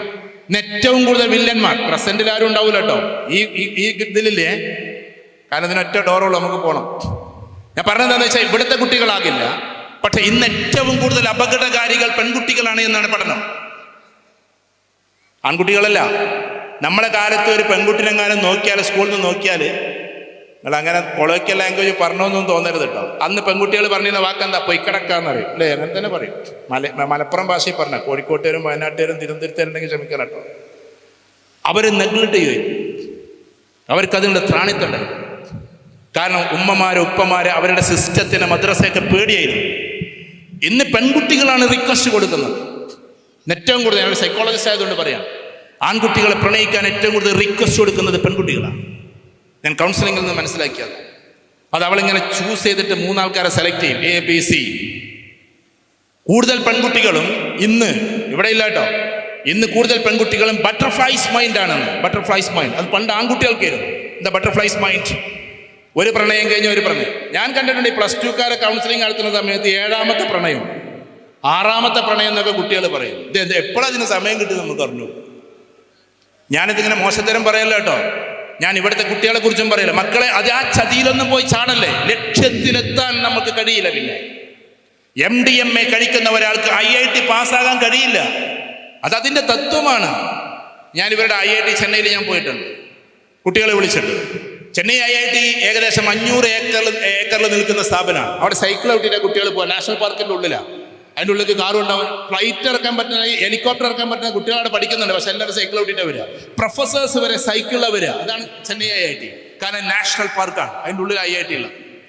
അപ്പോൾ ഞാൻ പറഞ്ഞു വരുന്നത്, നമ്മളെ സംബന്ധിച്ചിടത്തോളം നമുക്ക് ബോറടിക്കണ്ട അല്ലെങ്കിൽ നിർത്താം. ഞാൻ പറഞ്ഞത്, അത്തരം സ്ഥാപനങ്ങളിൽ നമ്മുടെ കുട്ടികൾ എത്തി അവിടെ നിന്ന് പാസ് ഔട്ട് ആകണമെങ്കിൽ ഈ സാധനം ഉള്ളിൽ കയറാൻ പറ്റില്ല. അത് ഉള്ളിൽ കയറിയ താളം തെറ്റും. സാലിയൻസ് എന്ന് പറയുന്ന ലോകത്തിലേക്ക് പോകും. അപ്പൊ പിന്നെ അവരെ തിരിച്ചു വന്നിട്ട് അവർ IIT-യിലെ 60ഓളം പേപ്പേഴ്സ് പാസ്സാകാൻ കഴിയില്ല. ഞാൻ ചെന്നൈ IIT-യിലെ കുട്ടികളോട് ചോദിച്ചു, മക്കളിവിടെ പ്രണയമുണ്ടോ? ഞാൻ എല്ലായിടത്തും പോകുന്നതുകൊണ്ട് കുട്ടികളോട് ചോദിച്ചു. അപ്പൊ കുട്ടികൾ എന്നോട്, അതിനൊക്കെ ഇവിടെ നേരം, അത്ര ടഫ് സിലബസ്, അത്രമാത്രം ഒരുപാട് പ്രൊജക്ട്, ഒരുപാട് അസൈൻമെന്റ്സ്. അതിൻ്റെ ഇടയിൽ ഇവർക്ക് ചിന്തിക്കാൻ നേരമില്ല. ലക്ഷ്യത്തിലേക്ക് പുറപ്പെട്ട ഒരാൾക്ക് വേറൊന്നും ചിന്തിക്കാൻ കഴിയില്ല, വേറൊന്നിലേക്കും ഡൈവേർട്ട് ചെയ്യാൻ കഴിയില്ല. കാരണം എപ്പോഴും അടിഞ്ഞുകൂടുന്നത് ആരാന്നറിയോ? ലക്ഷ്യമില്ലാത്ത ആളുകളാണ്. വീട്ടിൽ നിന്നൊരു ലക്ഷ്യം വെച്ചു കൊടുത്തിട്ടുണ്ടാവില്ല. കുട്ടിയോട് ചെറുപ്പത്തിലേ പറയണം, മോനെ നീ ഇന്നടത്തെത്തണം, മോനെ നീ ഇങ്ങനെ ആകണമെന്ന്. അതിന് ലക്ഷ്യം നിർണയിച്ചു വെക്കണം. കുട്ടികളെ ഹാഫിലാക്കണം. ഇവിടെ ഒരു ഹാഫിൽ വന്നിട്ട് വാങ്ങിയില്ലേ? അങ്ങനെ ആക്കണമെങ്കിൽ അങ്ങനെ, ആലിമാക്കണമെങ്കിൽ അങ്ങനെ, ഇനി ഡോക്ടറാക്കണമെങ്കിൽ തന്നെ എവിടെ, എന്ത് എന്നൊക്കെ അവന് കൃത്യമായിട്ട് നിർണയിച്ചു കൊടുക്കണം. അത് നമ്മളൊരു പിതാവ് ചെയ്യേണ്ട പരിപാടിയല്ല. 12ാം ക്ലാസ് കഴിഞ്ഞിട്ടാണ് തീരുമാനിക്കലല്ല. ഞാൻ എൻ്റെ ഒരു ചെറിയ അനുഭവം പറയാം. ഞാൻ എൻ്റെ മോനോട് 4 വയസ്സെന്നാണ് പറഞ്ഞത്, മാഷൂക്കിനോട് നീ UK-ൽ ഇന്ന യൂണിവേഴ്സിറ്റി പോയി പഠിക്കണം. അവന് 4 വയസ്സുള്ളപ്പോൾ അവന് എന്ത് UK എന്ത്. പക്ഷെ അവൻ്റെ ചെറുപ്പത്തിലെ ലണ്ടനിൽ പോകണം എന്നുള്ള ചിന്ത വന്നു തുടങ്ങി. ആണ്ട് പോകണമെന്ന് നമ്മൾ പറഞ്ഞല്ലേ കേട്ടോ, അത് വേറെ കാര്യം. അവിടെ നിന്ന് തന്നെയാണ് അവൻ ഡിഗ്രി കഴിഞ്ഞത്. സാധാരണ എല്ലാവരും PG-ക്കാണ് പോകും. അവിടെ നിന്ന് അവൻ ഡിഗ്രി കഴിഞ്ഞിട്ട് പുറത്തിറങ്ങി. വരുന്നുണ്ട് മറ്റന്നാൾ, മീൻസ് 15-ാം. ഞാൻ പറയുന്നത് എന്തെന്ന് വെച്ചാൽ, നമ്മൾ കുട്ടികൾക്ക് ചെറുപ്പത്തിലെ ഒരു ലക്ഷ്യം നിർണയിച്ചു വെച്ചു കൊടുക്കണം. അതിൻ്റെ ടെസ്റ്റുകൾ നടത്തണം. നമ്മുടെ കുട്ടികൾക്ക് എന്ത് കഴിവുണ്ട് എന്ന ടെസ്റ്റുകളുണ്ട്. അത് നിങ്ങൾ ഒരുപാട് എഡ്യൂക്കേഷനുള്ള ആൾക്കാർ ഈ കൂട്ടത്തിലുണ്ടാവും. അതിന് ഡാറ്റ ടെസ്റ്റുകളുണ്ട്, ഡിഫറൻഷ്യൽ ആപ്റ്റിറ്റ്യൂഡ് ടെസ്റ്റ്. അതിനെന്തുണ്ട്? ഈ പറയുന്ന MIT മൾട്ടിപ്പിൾ ഇൻ്റലിജൻസസ്, നമ്മൾ ഇൻ്റലിജൻസിനെ അളക്കുന്ന ടെസ്റ്റ് ഉണ്ട്. ഇപ്പം എന്നെ സംബന്ധിച്ചിടത്തോളം ഞാനൊരു സോഷ്യോ ഇൻ്റലിജൻ്റാണ്. ഞാൻ പോയിട്ട് ടെക്നിക്കലി പഠിച്ചിട്ട് കാര്യമില്ല, ഞാൻ പോയിട്ട് മാത്തമാറ്റിക്സ് പഠിച്ചിട്ട് കാര്യമില്ല. കാരണം മാത്തമാറ്റിക്കൽ ഇൻ്റലിജൻസ് വേറൊരു സാധനമാണ്. ബിസിനസ് ഇൻ്റലിജൻസ് ഉള്ള ആളുകളുണ്ടാകും, അവർ ബിസിനസ്സിലേക്കാണ് തിരിയേണ്ടത്. ഇങ്ങനെ വ്യത്യസ്തമായ ഇൻ്റലിജൻസ് നമ്മുടെ കുട്ടികൾക്കുണ്ടാകും. ഏതാണെന്ന് നമുക്ക് ബോധ്യപ്പെടണം, നമ്മുടെ കുട്ടികൾക്ക് ബോധ്യപ്പെടണം. അങ്ങനെ ട്രാക്ക് നിർണയിച്ചു കൊടുക്കും. ട്രാക്ക് അങ്ങനെ നിർണയിച്ചിട്ട് തന്നെയാണ് വലിയ വലിയ ആൾക്കാർ വലിയ വലിയ സ്ഥലത്തൊക്കെ പോയത്. പണ്ടത്തെ കാലഘട്ടത്തിൽ യൂണിവേഴ്സിറ്റികളിൽ പോയത്. ഞാൻ എപ്പോഴും സൂചിപ്പിക്കാറില്ല, മുഹമ്മദ് അലി ജൗഹറൊക്കെ ഓക്സ്ഫോർഡിൽ പോയി പഠിക്കുന്നത് ഉമ്മ പറഞ്ഞെടുത്ത ഡയറക്ഷനാണ്. ഉമ്മ പറഞ്ഞെടുത്ത ഡയറക്ഷൻ. സ്വന്തം മാതാവാണ് അദ്ദേഹത്തിന് ഓക്സ്ഫോർഡിൽ എത്തിക്കുന്നത്, ഓക്സ്ഫോർഡിലെ വിദ്യാർത്ഥി. അതുകൊണ്ടാണ് ഇന്ത്യക്ക് വേണ്ടി സംസാരിച്ചത്. അതവിടെ നിൽക്കട്ടെ, ഞാൻ ഒരുപാട് തവണ പറഞ്ഞത്. ഇതേപോലെ നമ്മുടെ കുട്ടികളെ പ്രബലമായ ഒരു സ്ഥലത്ത് എത്തിക്കണം നമ്മൾ. അവരുടെ ഫ്യൂച്ചർ, അവർക്ക് ജോലി കിട്ടുക ഇതൊന്നുമല്ല. അവൻ സമൂഹത്തിൽ ഒരുപാട് ഉപകാരങ്ങൾ ചെയ്യുന്ന ഒരു മോനാക്കി നമ്മൾ വളർത്തണം. അത് അലൂമിനിയിൽ അതിൻ്റെ ഒരു സെറ്റപ്പ് ഉണ്ടാക്കണം. ഞാൻ പ്രസംഗിക്കാൻ വേണ്ടി പറയല്ല, അലൂമിനിയിൽ അതിൻ്റെ ഒരു സെറ്റപ്പ് ഉണ്ടാകണം. ഫോർ എക്സാമ്പിൾ, ഇവിടെ ഈ അലൂമിനിയിൽ ഇപ്പൊ കൂടിയിട്ടുള്ള എല്ലാ ആളുകളും ഒരേപോലെ സമ്പന്നരാകണമെന്നില്ല. അവരുടെ മക്കൾക്ക് എവിടെയെങ്കിലുമൊക്കെ പഠിക്കണമെന്ന് ആഗ്രഹമുണ്ടാവും. അപ്പൊ അതിന്റെ സിസ്റ്റം ഇവർ ക്രിയേറ്റ് ചെയ്തിട്ടുണ്ട്. നമ്മുടെ കുട്ടികൾക്ക് ഏതൊക്കെ ടോപ്പിൽ എത്തിക്കാൻ പറ്റുമെന്ന് അവർ പച്ചപ്പാവങ്ങളാണെങ്കിൽ, ഞാൻ പറയാം വീണ്ടും, ഉന്നത വിദ്യാഭ്യാസത്തിന് ആവശ്യം ഒരിക്കലും എന്തല്ല, പൈസയല്ല, അത് നമ്മൾ തെറ്റിദ്ധാരണയാണ്. നിങ്ങളടുത്ത് 1000 കോടി രൂപ ഉണ്ടായാലും ഇപ്പോഴത്തെ കാലം ഇത് വരെ കേട്ടോ, ഇനി എന്താ ഉണ്ടാകുക, വോട്ടടക്കം മാറ്റി മറിച്ചതുകൊണ്ട് ഇനി എന്താ ഉണ്ടാകുക എനിക്ക് അറിഞ്ഞൂടാ. 1000 കോടി രൂപ ഉണ്ടായാലും സിവിൽ സർവീസ് നമ്മൾ മക്കൾക്ക് ചെയ്യാൻ പറ്റില്ല, അതിന് ബുദ്ധി തന്നെ വേണം. ഒരുപാട് പൈസ ഉണ്ടായാലും നമുക്ക് വലിയ വലിയ സ്ഥലത്തേക്ക് ഒന്നും എത്താൻ പറ്റില്ല. അതൊക്കെ നമ്മുടെ തെറ്റിദ്ധാരണയാണ്. നമുക്ക് മെറ്റീരിയൽസ് വാങ്ങാം, പക്ഷെ ഇന്ന ക്യാമ്പസിൽ പഠിക്കണം എന്നൊരാൾ തീരുമാനിച്ചാൽ പൈസ കൊണ്ട് ഒരു കാര്യമില്ല. നിങ്ങളറിയോ, നിങ്ങളുടെ കുട്ടി നീറ്റ് പാസ്സായി എന്ന് വെക്കുക, നിങ്ങൾ കേൾക്കുന്നത് തന്നെ ആയിരിക്കും. ആ നീറ്റ് പാസ്സായിട്ട് ഏതെങ്കിലും മെഡിക്കൽ കോളേജിൽ കിട്ടിയെന്നൊക്കെ, പ്രൈവറ്റ് മാനേജ്മെന്റ് മെഡിക്കൽ കോളേജ്, 50 ലക്ഷം രൂപ വേണം പുറത്തിറങ്ങാൻ. 50 ലക്ഷം, കാരണം ഓരോ വർഷത്തിലും 10 ലക്ഷം രൂപ വീതം അവിടുത്തെ ഫീസാണ്. നീറ്റ് കിട്ടിയവരെ കഥ ഇപ്പം പറഞ്ഞത്, നീറ്റ് കിട്ടിയവരുടെ കഥ. ഇപ്പൊ ഉദാഹരണത്തിന് MESലോ KMCTയിലോ നല്ല ക്യാമ്പസ് ആയിരിക്കാം, അവിടെ പോയാൽ നിങ്ങൾക്ക് 50 ലക്ഷം രൂപ ഉണ്ടായാലേ MBBS കഴിഞ്ഞ് പുറത്തിറങ്ങാൻ പറ്റൂ, എത്ര പാവങ്ങളായാലും. നേരെ മറിച്ച് അതേ ടെസ്റ്റ്, അതേ നീറ്റ് കുറച്ചും കൂടി റാങ്കിൽ കിട്ടിയിട്ട് നിങ്ങൾക്ക് കിട്ടിയത് എവിടെ, കാലിക്കറ്റ് മെഡിക്കൽ കോളേജിലാണെന്ന് വിചാരിക്കും. എത്ര പൈസ? 30,000 രൂപയാണ് ഒരു വർഷത്തിലെ ഫീസ്. 1.5 ലക്ഷം രൂപ ഉണ്ടെങ്കിൽ നിങ്ങൾക്ക് MBBS കഴിഞ്ഞിട്ട് പുറത്തിറങ്ങാം. അപ്പൊ നിങ്ങൾ പറ, പൈസയാണോ തലയാണോ നമ്മൾ മനുഷ്യരെ തീരുമാനിക്കുന്നത്? ഇനി ഏറ്റവും ടോപ്പ് റേഞ്ചിലേക്ക് ഇന്ത്യയിലുള്ളത് എയിംസ് ആണ്, all India institute of medical science. ഇത് അറിയുന്ന ആൾക്കാർ ഈ കൂട്ടത്തിൽ ഉണ്ടാകും, ഞാൻ അറിയാത്തവരോടും കൂടി പറയാം. എത്ര ഫീസ്? 1500 രൂപ ഒരു വർഷത്തിൽ. 1500 രൂപയുള്ള എയിംസിലെ ഫീസ്. 7500 രൂപയ്ക്ക് MBBS കഴിഞ്ഞ് പുറത്തിറങ്ങാം. അപ്പൊ നിങ്ങൾ പറ, തലയാണോ വലുത് പൈസയാണോ വലുത്? ഇത്രയൊക്കെ പൈസ കൊടുത്താലും ഇന്നടത്ത് നിന്ന് ഇറങ്ങി നടന്നത് എയിംസ് നിന്ന് ഇറങ്ങി നടന്നത് രണ്ടാണ്. അതുകൊണ്ട് കുട്ടികളെ സംബന്ധിച്ചിടത്തോളം അവിടെ ഇന്റലക്ച്വൽ കപ്പാസിറ്റി വലുതാക്കണം. ഇപ്പൊ ഇവിടെ ഇരിക്കുന്ന നമ്മുടെ ചെറിയ മക്കളുണ്ടാവും, ചെറുപ്പത്തിൽ അവർക്കുള്ള ഗെയിംസ്, ചെറുപ്പത്തിൽ അവർക്ക് ഗെയിം കളിക്കുന്നവരാണ്. പക്ഷെ ആ ഗെയിമിൽ നമ്മൾ ഇടപെടണം, ഇടപെട്ടേ പറ്റൂ. കാരണം ആ ഗെയിം ഫ്രീ ഫയർ ആണെങ്കിൽ, ഞാൻ ഉറപ്പിച്ചു പറയും, ഫ്രീ ഫയർ കുട്ടികൾ നന്നായിട്ട് കളിക്കുന്ന ഗെയിമാണ്. ആ ഗെയിം ഉണ്ടെങ്കിൽ ആ കുട്ടി അക്രമോത്സുകമായി മാറും. നിങ്ങൾ നോക്കിക്കോ, കുറെ വർഷം ഫ്രീ ഫയർ, കാരണം ഫ്രീ ആയിട്ട് ഇങ്ങനെ വെടിവെച്ച് പോവാൻ. ഒരാൾ എന്താണ് അക്യുമുലേറ്റ് ചെയ്ത് ചെയ്യുന്നത്, ആവർത്തിച്ച് ചെയ്യുന്നത് എന്താണോ, അതിൻ്റെ ഒരു ട്രാജിക് മെമ്മറിയും ആ ട്രാജിക് സിനാരിയോയും അവനിൽ ഉണ്ടാകും. ഉദാഹരണത്തിന്, ഒരാൾ എപ്പോഴും ഇങ്ങനെ കത്തിയെടുത്തിട്ട് ഇങ്ങനെ കുത്തുന്നത് കണ്ട് ഡോക്ടേഴ്സിന് ഓപ്പറേഷൻ വലിയ പേടിയില്ലല്ലോ, അവനാൻ്റെ മക്കളാകുമ്പോഴേ പേടിയുണ്ടാവും. നമ്മൾ പുറത്തുനിന്ന് ഇങ്ങനെ പ്രാർത്ഥിക്കും, ഡോക്ടർമാരോട് പറയും, അവർ കൂളായിട്ട് കയറിയിട്ട് കാര്യങ്ങൾ ചെയ്യും. കാരണം എന്തുകൊണ്ട്, അവർ കുറേ ചെയ്ത് ശീലമുള്ളതാണ്. നേരെ മറിച്ച് അവൻ്റെ സ്വന്തം മകനാണെങ്കിൽ അയാൾ ചിലപ്പം ചെയ്യൂല, വേറെ ഡോക്ടേഴ്സിന് വിട്ടുകൊടുക്കല. കാരണം ഇമോഷൻ കടന്നു വരും, ആ ഇമോഷൻ കടന്നു വരും. ഞാൻ പറഞ്ഞു വരുന്നത്, നമ്മുടെ കുട്ടികൾ നെഗറ്റീവ് ഗെയിം കളിച്ച് അവർ നെഗറ്റീവിലേക്ക് മാറുന്നു. ഇത് നമ്മൾ രക്ഷിതാക്കൾ അറിയണം. അവർ നമ്മളെ വെറുത്താലും അതിൻ്റെ സമയങ്ങൾ നിർണിതമാക്കണം. ഇനി വലിയൊരു കലാപം പോലെ വരാൻ പോകുന്നത് ഗെയിമിലുള്ള ട്വിസ്റ്റിംഗ് ആണ്. അതിങ്ങനെ ഉണ്ടാക്കിക്കൊണ്ടിരിക്കുക. ഇന്നാളിപ്പോ എന്നോട് നർക്കോട്ടിക്സിന്റെ ഒരു സാറ് പറഞ്ഞു, പേര് പറയരുതെന്ന് എന്നോട് പറഞ്ഞതുകൊണ്ട് ഞാൻ പറയുന്നില്ല. എന്നോട് പറഞ്ഞു, ഇനി വലിയൊരു ദുരന്തം വരാൻ പോവാ. കാരണം എന്താന്ന് വെച്ചാൽ, വീടുകളിൽ വെച്ചിട്ട് എങ്ങനെ MDM ഉണ്ടാക്കുക എന്നുള്ള കോഴ്സ് ഏതിലൂടെ വരാൻ പോവാണ്? സോഷ്യൽ മീഡിയയിലൂടെ അവർക്ക് രഹസ്യമായിട്ട് വരാൻ പോവാണ്. കാരണം ഇത് സിന്തറ്റിക് ആണ്.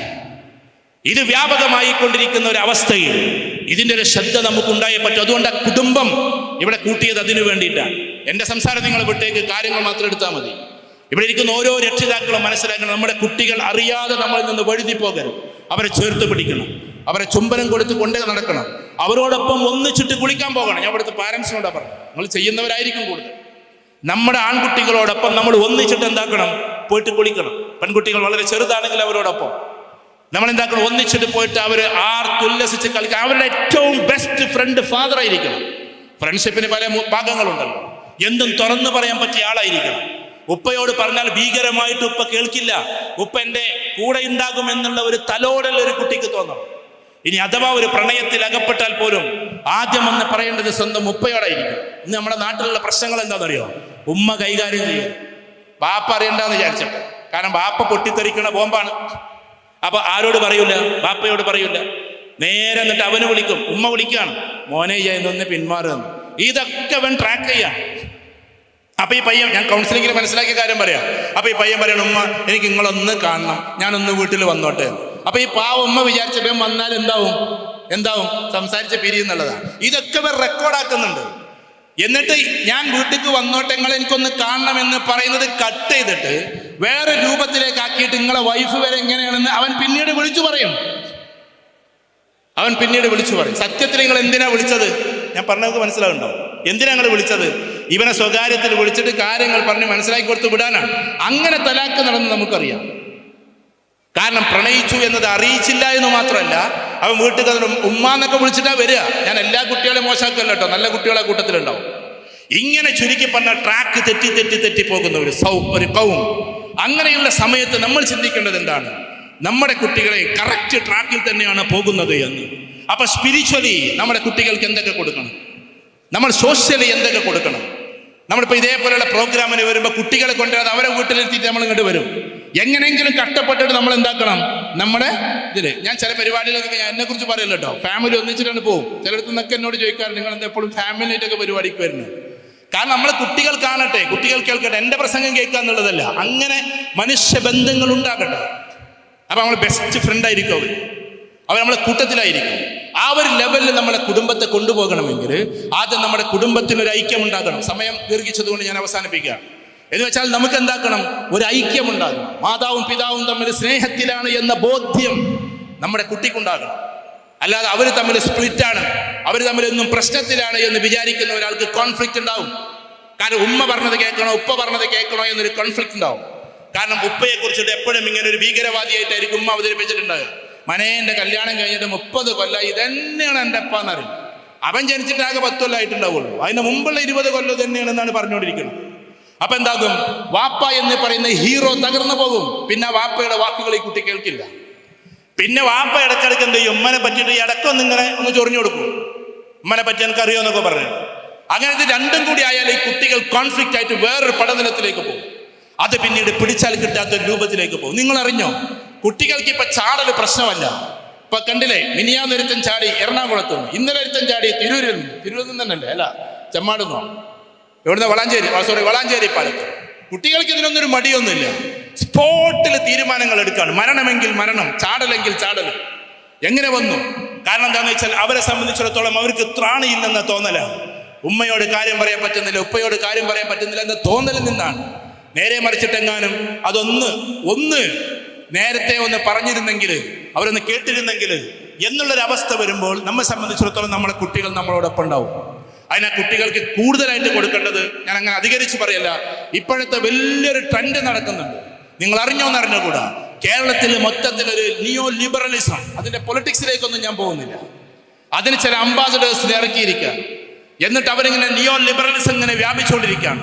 കൂടുതൽ കുട്ടികൾ 80% മക്കൾ എന്നാണ് അവരവകാശപ്പെടുന്നത്. റീൽസ് കണ്ടുകൊണ്ടിരിക്കുന്നത് അഥവാ എന്തെങ്കിലും ഒന്ന് കേൾക്കണമെന്നുണ്ടെങ്കിൽ ഇവരുടെ ടോക്കുകളാണ്. എന്തുകൊണ്ട്? ഇതിനെതിരെ ഉദാഹരണത്തിന് എത്തീസം എന്ന് പറഞ്ഞ നിരീശ്വരവാദമാണ്. നമ്മൾ തീസ്റ്റുകളാണ്, അവർ എത്തീസ്റ്റുകളാണ്. ഒരു ഏന്റെ വ്യത്യാസമേ ഉള്ളൂ. തീസ്റ്റ് എന്നാണ് വിശ്വാസി, എത്തീസ്റ്റ് എന്നാണ് വിശ്വാസമില്ലാത്തവൻ. അപ്പൊ തീസ്റ്റും എത്തീസ്റ്റും തമ്മിലുള്ള ഒരു കോൺഫ്ലിക്റ്റ് ഇവിടെ നടന്നുകൊണ്ടിരിക്കുകയാണ്. അപ്പൊ എന്താ സംഭവിക്കുന്നതെന്നറിയോ, ഇവർ ചില ക്വസ്റ്റ്യൻസ് ഇട്ട് കൊടുക്കും. ചില ക്വസ്റ്റ്യൻസ്, ആ ക്വസ്റ്റ്യൻസിൽ നമ്മൾ കുട്ടികൾ എന്താവും, കുടുങ്ങിപ്പോകും.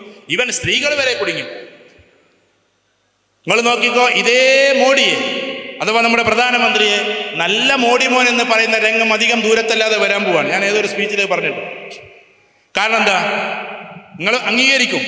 കാരണം എന്താ, ഇനി വരാൻ പോകുന്നത് സ്വത്ത് എന്ന് പറയുന്നത് എല്ലാവർക്കും ഒരേപോലെ വിഭജിക്കാൻ പോവാണ്. 50 സെന്റ് പുതിയാപ്പിളക്ക് കൊടുക്കുകയാണെങ്കിൽ 50 സെന്റ് പെണ്ണിനും കൊടുക്കുക എന്നുള്ള തീരുമാനത്തേക്ക് എത്താൻ പോവാണ്. ഇതുവരെ നമ്മൾ എങ്ങനെ കൊടുത്തിരുന്നത് 50 അവിടെ 25 ഇവിടെ തരും. നിങ്ങൾ സമ്മതിക്കാതിരിക്കോ? നിങ്ങൾ പേരിട്ടതാ മോഡി മോന്. മനസ്സിലായോ? ആര് പേരിട്ടത്? പെണ്ണുങ്ങളാണ് കൂടുതൽ. ആർക്ക് മോനെന്ന് പേരിട്ടത്? മോഡി മോൻ. കാരണം ഇനി അത് വരും, നോക്കിക്കോ, മാസായിട്ട് വരും. മുസ്ലിം സ്ത്രീകൾ വരെ തെരുവിലിറങ്ങിയിട്ട് ഞങ്ങൾക്ക് അവകാശം വേണമെന്ന് പറയും. ഞാൻ അങ്ങനെ പറയല്ല. എന്ന് വെച്ചാൽ നിങ്ങൾ നോക്കിക്കോ. അപ്പൊ എന്താ ഇതിന്റെ അസലിയത്ത് മനസ്സിലാക്കണ്ടേ? നമുക്ക് അസലിയത്ത് മനസ്സിലാക്കണം. എന്തുകൊണ്ടാണ് അങ്ങനെ പറയാനുള്ള കാരണം? ദീനിൽ എന്തുകൊണ്ട് ആണിന് പകുതി, എന്തുകൊണ്ട് പെണ്ണിന് നേർപകുതി? എന്തുകൊണ്ട്? ആ കാരണം ബൽക്ക് ഭാവിയിൽ കോൺഫ്ലിക്റ്റ് വരാനുള്ളതുകൊണ്ട് അത് പറയുന്നത് കേട്ടോ. ബലക്കപ്പാട് നമ്മളെതിരാവുന്നു. നിങ്ങൾ നോക്കിക്കോളി. പിന്നെ അധികം സെന്റില്ലാത്തവർ രക്ഷപ്പെട്ടു. എന്തുകൊണ്ടങ്ങനെ പറയുന്നു? അപ്പൊ എന്താ സംഭവം? എല്ലാ ഉത്തരവാദിത്തം ആണിനാണ്. അതാണ് മറന്നുകൊണ്ട് അവിടെ പറയുന്നത്. മനസ്സിലായോ? എല്ലാ ഉത്തരവാദിത്തർക്ക് വിവാഹം കഴിക്കല്, അതേപോലെ തന്നെ കുട്ടികളെ വളർത്തല്, കുട്ടികളെ പഠിപ്പിക്കല്, വീട് വെക്കല്, എല്ലാ പരിപാടി ആണിന്റെ തലയിലാണ്. പെണ്ണിന് യാതൊരു ചെലവില്ല. നമ്മളെ നാട്ടു നടപ്പനുസരിച്ച് ചെലവുണ്ടാവും. ചിലപ്പോൾ നിക്കാഹ് വരെ അവിടെ കൊണ്ടേ വെക്കും. നമ്മൾ ക്ഷമിക്കണം കേട്ടോ. നിക്കാഹ് വരെ 250-500 ആൾക്കാരെ കൊണ്ടെങ്ങാണ്ട് പെണ്ണിൻ്റെ അവിടെ കൊണ്ടുപോയിട്ട് നിക്കാഹിപ്പിക്കും. ഇസ്ലാമിൽ ഞാനത് പറയട്ടെ, ഞാൻ പ്രസ്ഥാനത്തിന്റെ ആളൊന്നുമല്ല. ഇസ്ലാമിൽ പെണ്ണിന് ഒരു ചെലവില്ല നിക്കാഹിന്. അങ്ങനെയാണ് റസൂലുള്ളാഹി പറഞ്ഞിട്ടുള്ളത്. ആണിന്റെ വീട്ടിലാണ് വെക്കേണ്ടത് നിക്കാഹ്, അല്ലാതെ പെണ്ണിന്റെ വീട്ടിൽ കൊണ്ടുപോയിട്ടല്ല. എല്ലാവരും കൂടി പെണ്ണിന്റെ പേരേക്ക് വരാൻ പറഞ്ഞിട്ടില്ല. അപ്പൊ അദ്ദേഹം സൗകര്യത്തോടു കൂടി ക്ഷണിച്ചാൽ പോലും പറയണം ഇങ്ങനൊരു നിയമം അതിലുണ്ട്. ചിലപ്പോൾ വലിയ മുതലാളിയായിരിക്കും വിളിച്ചിട്ടുണ്ടാവുക, പക്ഷെ അതിന്റെ ഉത്തരവാദി നമ്മളാണ് എന്ന് പറയണം. കാരണം ചെലവ് മുഴുവൻ ആണുങ്ങൾക്കാണ്. ആ ഉത്തരവാദിത്ത വിശ്വാസം എന്ന് പറഞ്ഞാല് ആധിപത്യം എന്ന് പറഞ്ഞാൽ അവിടെ ഉത്തരവാദിത്വം എന്നാണ്. മുഴുവൻ ഉത്തരവാദിത്വം നമുക്കാണ്. ഇപ്പൊ ഉദാഹരണത്തിന് എന്റെ മോളോടും മോനോടും ഞാൻ പറയാണ്, നിങ്ങൾ രണ്ടാൾ UK പഠിക്കാൻ പോയി, ഒരു ഉദാഹരണം പറയാം. എന്നാൽ 10 ലക്ഷം രൂപ എന്റെ മോന് കൊടുത്ത് 5 ലക്ഷം രൂപ എന്റെ മോൾക്ക് കൊടുത്ത്, എന്നിട്ട് പറയാണ്, മോനെ നീ ടിക്കറ്റിന്റെ പൈസ എടുക്കണം, ഫീസ് നീ എടുക്കണം, റൂമിന്റെ ചെലവ് നീ എടുക്കണം, എല്ലാം നിന്റെ തലയില്. എന്നിട്ട് ഇവിടുത്തെ 5 രൂപ കൊടുത്തുകൊണ്ട് പറയാണ്, ഇതൊന്നും ഈ ചെലവാക്കണ്ട, നീ ഫീസും അടക്കണ്ട, നീ ടിക്കറ്റ് എടുക്കണ്ട, 5 ലക്ഷം രൂപ ഇയും പിടിച്ചോണ്ട്. ഏതങ്ങൾ സ്വീകരിക്കാം? നിങ്ങളെന്താ പറയാത്ത? 5 ലക്ഷം രൂപ സ്വീകരിക്കും. ഇതന്നെയല്ല ഉണ്ടാകുക. ഇതാണ് ഇസ്ലാം പറയുന്ന കാര്യം. ഇരട്ടി മുതല് പിന്നെ ആണിന് കൊടുക്കണം എന്ന് പറഞ്ഞത് ഈ ഉത്തരവാദിത്വം ഏറ്റെടുക്കുന്നത് കൊണ്ടാണ്. ആ ഭാഗം പഠിക്കാതെ നമ്മൾ എന്ത് ചെയ്യും? നമ്മൾ പോയിട്ട് ഈ സാധനങ്ങൾ വേറെ അങ്ങോട്ട് ഇതാക്കും.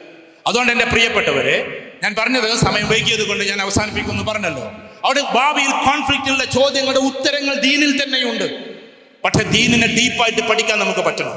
ഞാൻ പറയുന്നത് അലൂമിനി അസോസിയേഷൻ കൂടുമ്പോൾ ക്രസന്റിന്റെ ഭാഗമായിട്ട് നിങ്ങളുടെ കുടുംബത്തിന് ദീനിന്റെ ആധികാരികമായിട്ടുള്ള ക്ലാസ്സുകൾ ഉണ്ടായിരിക്കണമെന്ന് പറയാനാണ് ഞാനിപ്പോൾ ഈ പറയുന്നത്. നിങ്ങളുടെ പ്രൊഫഷണൽ കുട്ടികൾക്കും നിങ്ങളുടെ ഡോക്ടേഴ്സിനും നിങ്ങളിൽ പെട്ടിട്ടുള്ള മുഴുവൻ ആളുകൾക്കും മാസത്തിൽ ഒരു ദിവസമെങ്കിലും എന്താക്കണം? ദീനിന്റെ ക്ലാസ്സുകൾ നടക്കണം. അത് ചിലപ്പോൾ സംഘടനാപരമായിട്ടുള്ള പ്രശ്നങ്ങൾ ഉണ്ടെങ്കിൽ എല്ലാവർക്കും കൂടി അംഗീകരിക്കാൻ പറ്റുന്നവരെ കൊടുത്തിട്ട് വിവാദങ്ങൾ ഉണ്ടാക്കുന്നവരെ കൊണ്ടുവരേണ്ടെന്ന് മാത്രം. അതാരായിരുന്നു പറ്റുമെങ്കിൽ, ഞാൻ പറയുന്നത് പറ്റുമെങ്കിൽ എന്ന്, ഇഫ് ക്ലോസ് നല്ല രീതിയിൽ ഒരു ദീനിന്റെ ഒരു സദസ്സൊക്കെ വെച്ചിട്ട് അങ്ങനെ, അല്ലാതെ വെറുതെ ഇങ്ങനെ കൂടിപ്പിരിയുന്ന ഒരാളാവരുത്. അങ്ങനെ പറ്റുമെങ്കിൽ അങ്ങനെ ആക്കാൻ പറ്റും. ചില പ്രസ്ഥാനങ്ങളൊക്കെ നടത്താറുണ്ട്, പ്രഫ്കോണോ മറ്റതൊക്കെ പറഞ്ഞിട്ട് ഞാൻ അവരെ പുകഴ്ത്തല്ല. പ്രൊഫഷണൽ കുട്ടികളുണ്ട്, നിങ്ങളറിയോ? ഇപ്പൊ ഈ ആരിഫ് ഹുസൈൻ ആകട്ടെ, ഞാൻ ഒരാളെ പറയല്ല, അതേമാതിരി തന്നെ മറ്റുള്ളവരാകട്ടെ, അവർ രംഗപ്രവേശനം നടത്തുന്ന സ്റ്റേജിൽ എന്താ കാര്യം? ഇപ്പുറത്ത് IIT നിന്ന് PhD കഴിഞ്ഞ കുട്ടികൾ ഇറങ്ങിയിട്ടുണ്ട്, അവർക്ക് സയൻസ് പറഞ്ഞു കൊടുക്കാൻ. ഒരു ഹോമിയോ ഡോക്ടർക്കുള്ളതിനേക്കാളും അതേപോലെ തന്നെ ഒരു സാധാരണ LP സ്കൂൾ അധ്യാപകനേക്കാളും കൂടുതൽ സയൻസ് അറിയുന്ന PhD-കാരുണ്ടാകുന്നത്തോളം കാലം ഇവർ പിന്നെ സ്റ്റേജിലേക്ക് വരൂല. ആകെ എന്തിനേ ഇരിക്കുള്ളൂ? ഒരു മോണിറ്ററിൽ ഇരുന്നിട്ട് വെറുതെ ക്വസ്റ്റ്യൻ ചോദിക്കുകയേ ചെയ്യുള്ളൂ. നിങ്ങളതിന്റെ അവസ്ഥകൾ അറിയണം. നമ്മുടെ കുട്ടികൾ IIT-യിലെത്തുമ്പോൾ, നമ്മുടെ കുട്ടികൾ വലിയ വലിയ ക്യാമ്പസിലെത്തുമ്പോൾ, നമ്മുടെ കുട്ടികൾ ദീനിന്റെ കൂടി കുട്ടികളാകുമ്പോൾ അവർക്ക് അതിന് ഇസ്തിഖാമത്തോടു കൂടിയുള്ള രൂപമുണ്ടാകും. അല്ലാതെ നമ്മളെ പഴയ 5ാം ക്ലാസ്സും ആ സർട്ടിഫിക്കറ്റും മാത്രം കൊണ്ട് നമ്മൾ അഷ്ഹദത്ത് സഫുൽ ഖാമിസ എന്ന് പറഞ്ഞ സർട്ടിഫിക്കറ്റ് നെഞ്ചിൽ വെച്ചിട്ട് എനിക്കെല്ലാം തികഞ്ഞു എന്ന് വിചാരിച്ചാൽ നടക്കില്ല. നമ്മൾ എപ്പോഴും വിദ്യാർത്ഥികളാകണം, നമ്മുടെ കുട്ടികളെ വിദ്യാർത്ഥികളാക്കിക്കൊണ്ടേയിരിക്കണം. മരണം വരെ, ടിൽ ഡെത്ത് മരണം വരെ അവർ വിദ്യാർത്ഥികളാകണം. അപ്പൊ അതിൽ ഊട്ടപ്പെട്ട ആളുകളാകും. അവർക്ക് നല്ല ഇന്റലക്ച്വൽഷിപ്പ് ഉണ്ടാകും, അവർക്ക് ഇമോഷണലി എല്ലാവരോടും നല്ല ബന്ധങ്ങൾ ഉണ്ടാകും, സ്പിരിച്വലി പാതിരാവിൽ പോലും പ്രാർത്ഥിക്കാനുള്ള വെമ്പുന്ന ഒരു മനസ്സുണ്ടാകും. അങ്ങനെ നമ്മുടെ കുടുംബത്തെ വാർത്തെടുക്കുന്ന ഒരു പ്രക്രിയ കൂടി ഈ കുടുംബ സംഗമത്തിലൂടെ നടക്കണം. ലാസ്റ്റ് എന്ന് വെച്ചാൽ നമ്മൾ മറ്റുള്ളവരെ സഹായിക്കാൻ വേണ്ടിയിട്ടാണ് ഈ കൂടിയിട്ടുള്ളത്, നമ്പർ 1. അതുകൊണ്ട് നമ്മുടെ ഈ കൂട്ടത്തിൽ അലൂമിനിയിൽ ഒരാളും വീടില്ലാത്തതുണ്ടാകരുത്. ചിലപ്പോൾ അങ്ങനത്തെ ആൾക്കാർ ഈ കൂട്ടത്തിൽ ഉണ്ടാകും.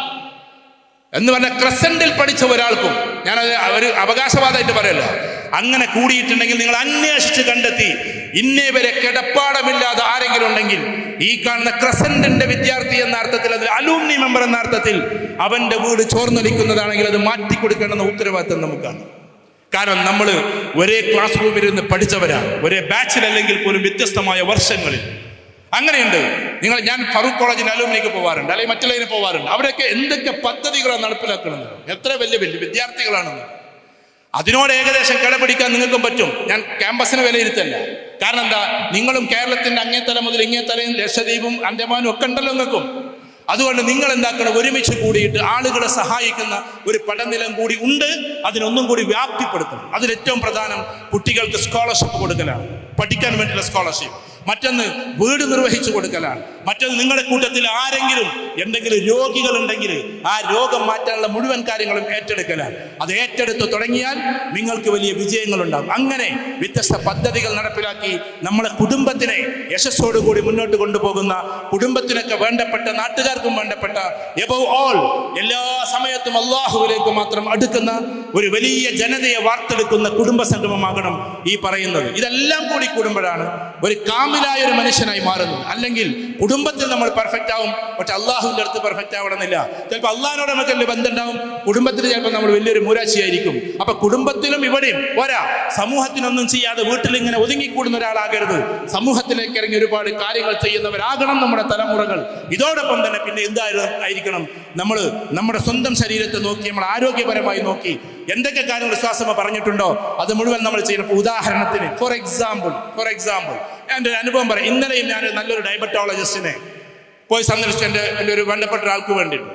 അപ്പൊ എൻ്റെ ഒരു കുടുംബത്തിലെ ഒരാൾ, അദ്ദേഹത്തിന് ഷുഗർ വന്നപ്പോൾ അദ്ദേഹം കഴിക്കുന്ന ഒരു മരുന്നുണ്ട്.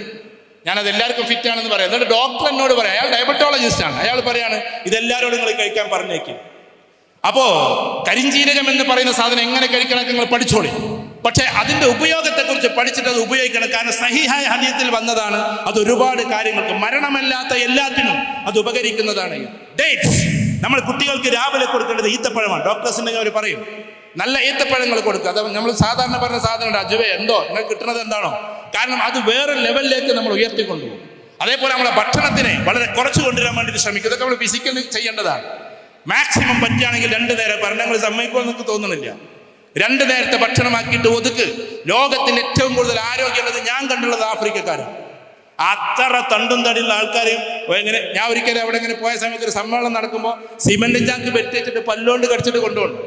അവർ പല്ല് തേക്കാൻ ഉപയോഗിക്കുന്നത് അറാക്കേതാന്ന് അറിയുന്നത് ആര്യവേപ്പിൻ്റെതാണ്. അതൊക്കെ പാടിയിട്ട് പോകണമെന്നില്ല, നിങ്ങൾ ബ്രഷ് ഇതൊക്കെ ഉപയോഗിച്ചോളൂ. രണ്ടാമത്തത് അവിടെ ഇത്ര വലിയ ശക്തിന്റെ കാരണം എന്താണെന്ന് അറിയുന്നത് ഒറ്റ നേരത്തെ ഫുഡാണ്. നമ്മൾ വിചാരിക്കും കൂടുതൽ ഇങ്ങനെ കഴിച്ചാലേ നമ്മൾ ഭയങ്കര ആരോഗ്യവാന്മാരാണ്. ഞാൻ കണ്ട ആഫ്രിക്കക്കാരും, എനിക്ക് അവിടെ ബിസിനസ് ഉണ്ട് ലൈബീരിയയിലും ഗാനയിലൊക്കെ, ആഫ്രിക്കക്കാരൊക്കെ ഒരു നേരം ഫുഡ് കഴിക്കും. ഒരു നേരം ഉച്ചക്ക് കോംപ്രമൈസ് ഇല്ലാതെ കഴിക്കും. അതുവരെ കാത്തു. മനസ്സിലായോ? നിങ്ങളങ്ങനെ ഒരു നേരാക്കണം എന്ന് ഞാൻ പറഞ്ഞില്ല. 5 നേരം ഉള്ളതൊന്ന് എന്താക്കണം 2-3 നേരാക്കിയിട്ട് ചുരുക്കണം. അതിൽ തന്നെ ഡോക്ടേഴ്സിനോട് ചോദിച്ചാൽ അറിയാം, അതിന്റെ ഉപോത്ബലമായ ഒന്നിന് എന്ത് കിട്ടിയിട്ടുണ്ട്? വലിയ ലോകത്തിലെ ഏറ്റവും വലിയ നോബൽ പ്രൈസ് കിട്ടിയിട്ടുണ്ട്. അതേതാ? വൈകുന്നേരം 7 മണിക്ക് ശേഷം ഭക്ഷണം കഴിക്കാതിരിക്കുക. നിങ്ങൾ അനുസരിക്കുമെന്നൊന്നും എനിക്ക് അറിഞ്ഞുകൂടാ, പക്ഷെ അങ്ങനെയൊക്കെ വിശ്വാസം പറഞ്ഞു വെച്ചിട്ടുണ്ട്. മഗ്‌രിബിന് ശേഷം ഈ ലോകത്തിലെ ഏതെങ്കിലും ഒരു സാധനം ഭക്ഷണം കഴിക്കണം. നിങ്ങൾ നോക്കിയാട്ടെ, നിങ്ങൾ മീനെ വളർത്തുന്നവരല്ലേ, നിങ്ങൾ പക്ഷികളെ വളർത്തുന്നവരല്ലേ? നമ്മളിത് 9 മണിക്ക് കൊണ്ടേ കൊടുത്ത് ശീലിപ്പിച്ചിട്ട് വേണം പിന്നെ 9 മണിക്ക് ഒരു കഴിക്കാൻ. ലോകത്തിൽ ജെന്യൂനായി നാച്ചുറൽ ആയിട്ടുള്ള സാധനത്തിന് നിങ്ങൾ നോക്കിക്കോ. 7 മണിക്ക് 8 മണിക്ക് ശേഷമൊക്കെ ഫുഡ് കൊണ്ടേ കൊടുത്താൽ മീൻ ഇങ്ങനെ കിടന്നിട്ട് അങ്ങോട്ട് കൊണ്ടുപോയി ഇങ്ങനെ ഉറങ്ങി നിൽക്കുന്നല്ലാതെ നമ്മളെ മാതിരി 12 മണിക്ക് കഴിക്കുന്ന പരിപാടി ഒന്നും വിൽക്കില്ല. നാച്ചുറലി അങ്ങനെയാണ്. നമ്മുടെ മക്കളെ ടോപ്പിലേക്ക് കൊണ്ടുപോയി അതിമനോഹരമായ ഒരു സംഗമമാകട്ടെ. സാധാരണ ഏതൊരു കവി പറഞ്ഞതുപോലെ അവസാന നിമിഷത്തിൽ നമ്മളെല്ലാം ഓർക്കുന്നത് ഇന്നലകളെ കുറിച്ചാണ്. ഈ ദൗലത്ത് ബിലേലോ, ഈ ഷഹ്റത്ത് ബിലേലോ, ബലേജി മിലേ മുജ്സെ മേരി ജവാനി, അഗർ കോഹി ലൂട്ടാ ഹെ ബച്പൻ കി ശ്രാവൻ, ഈ കാഗസി ക കഷ്കി വ ബാരിഷി ക പാനി.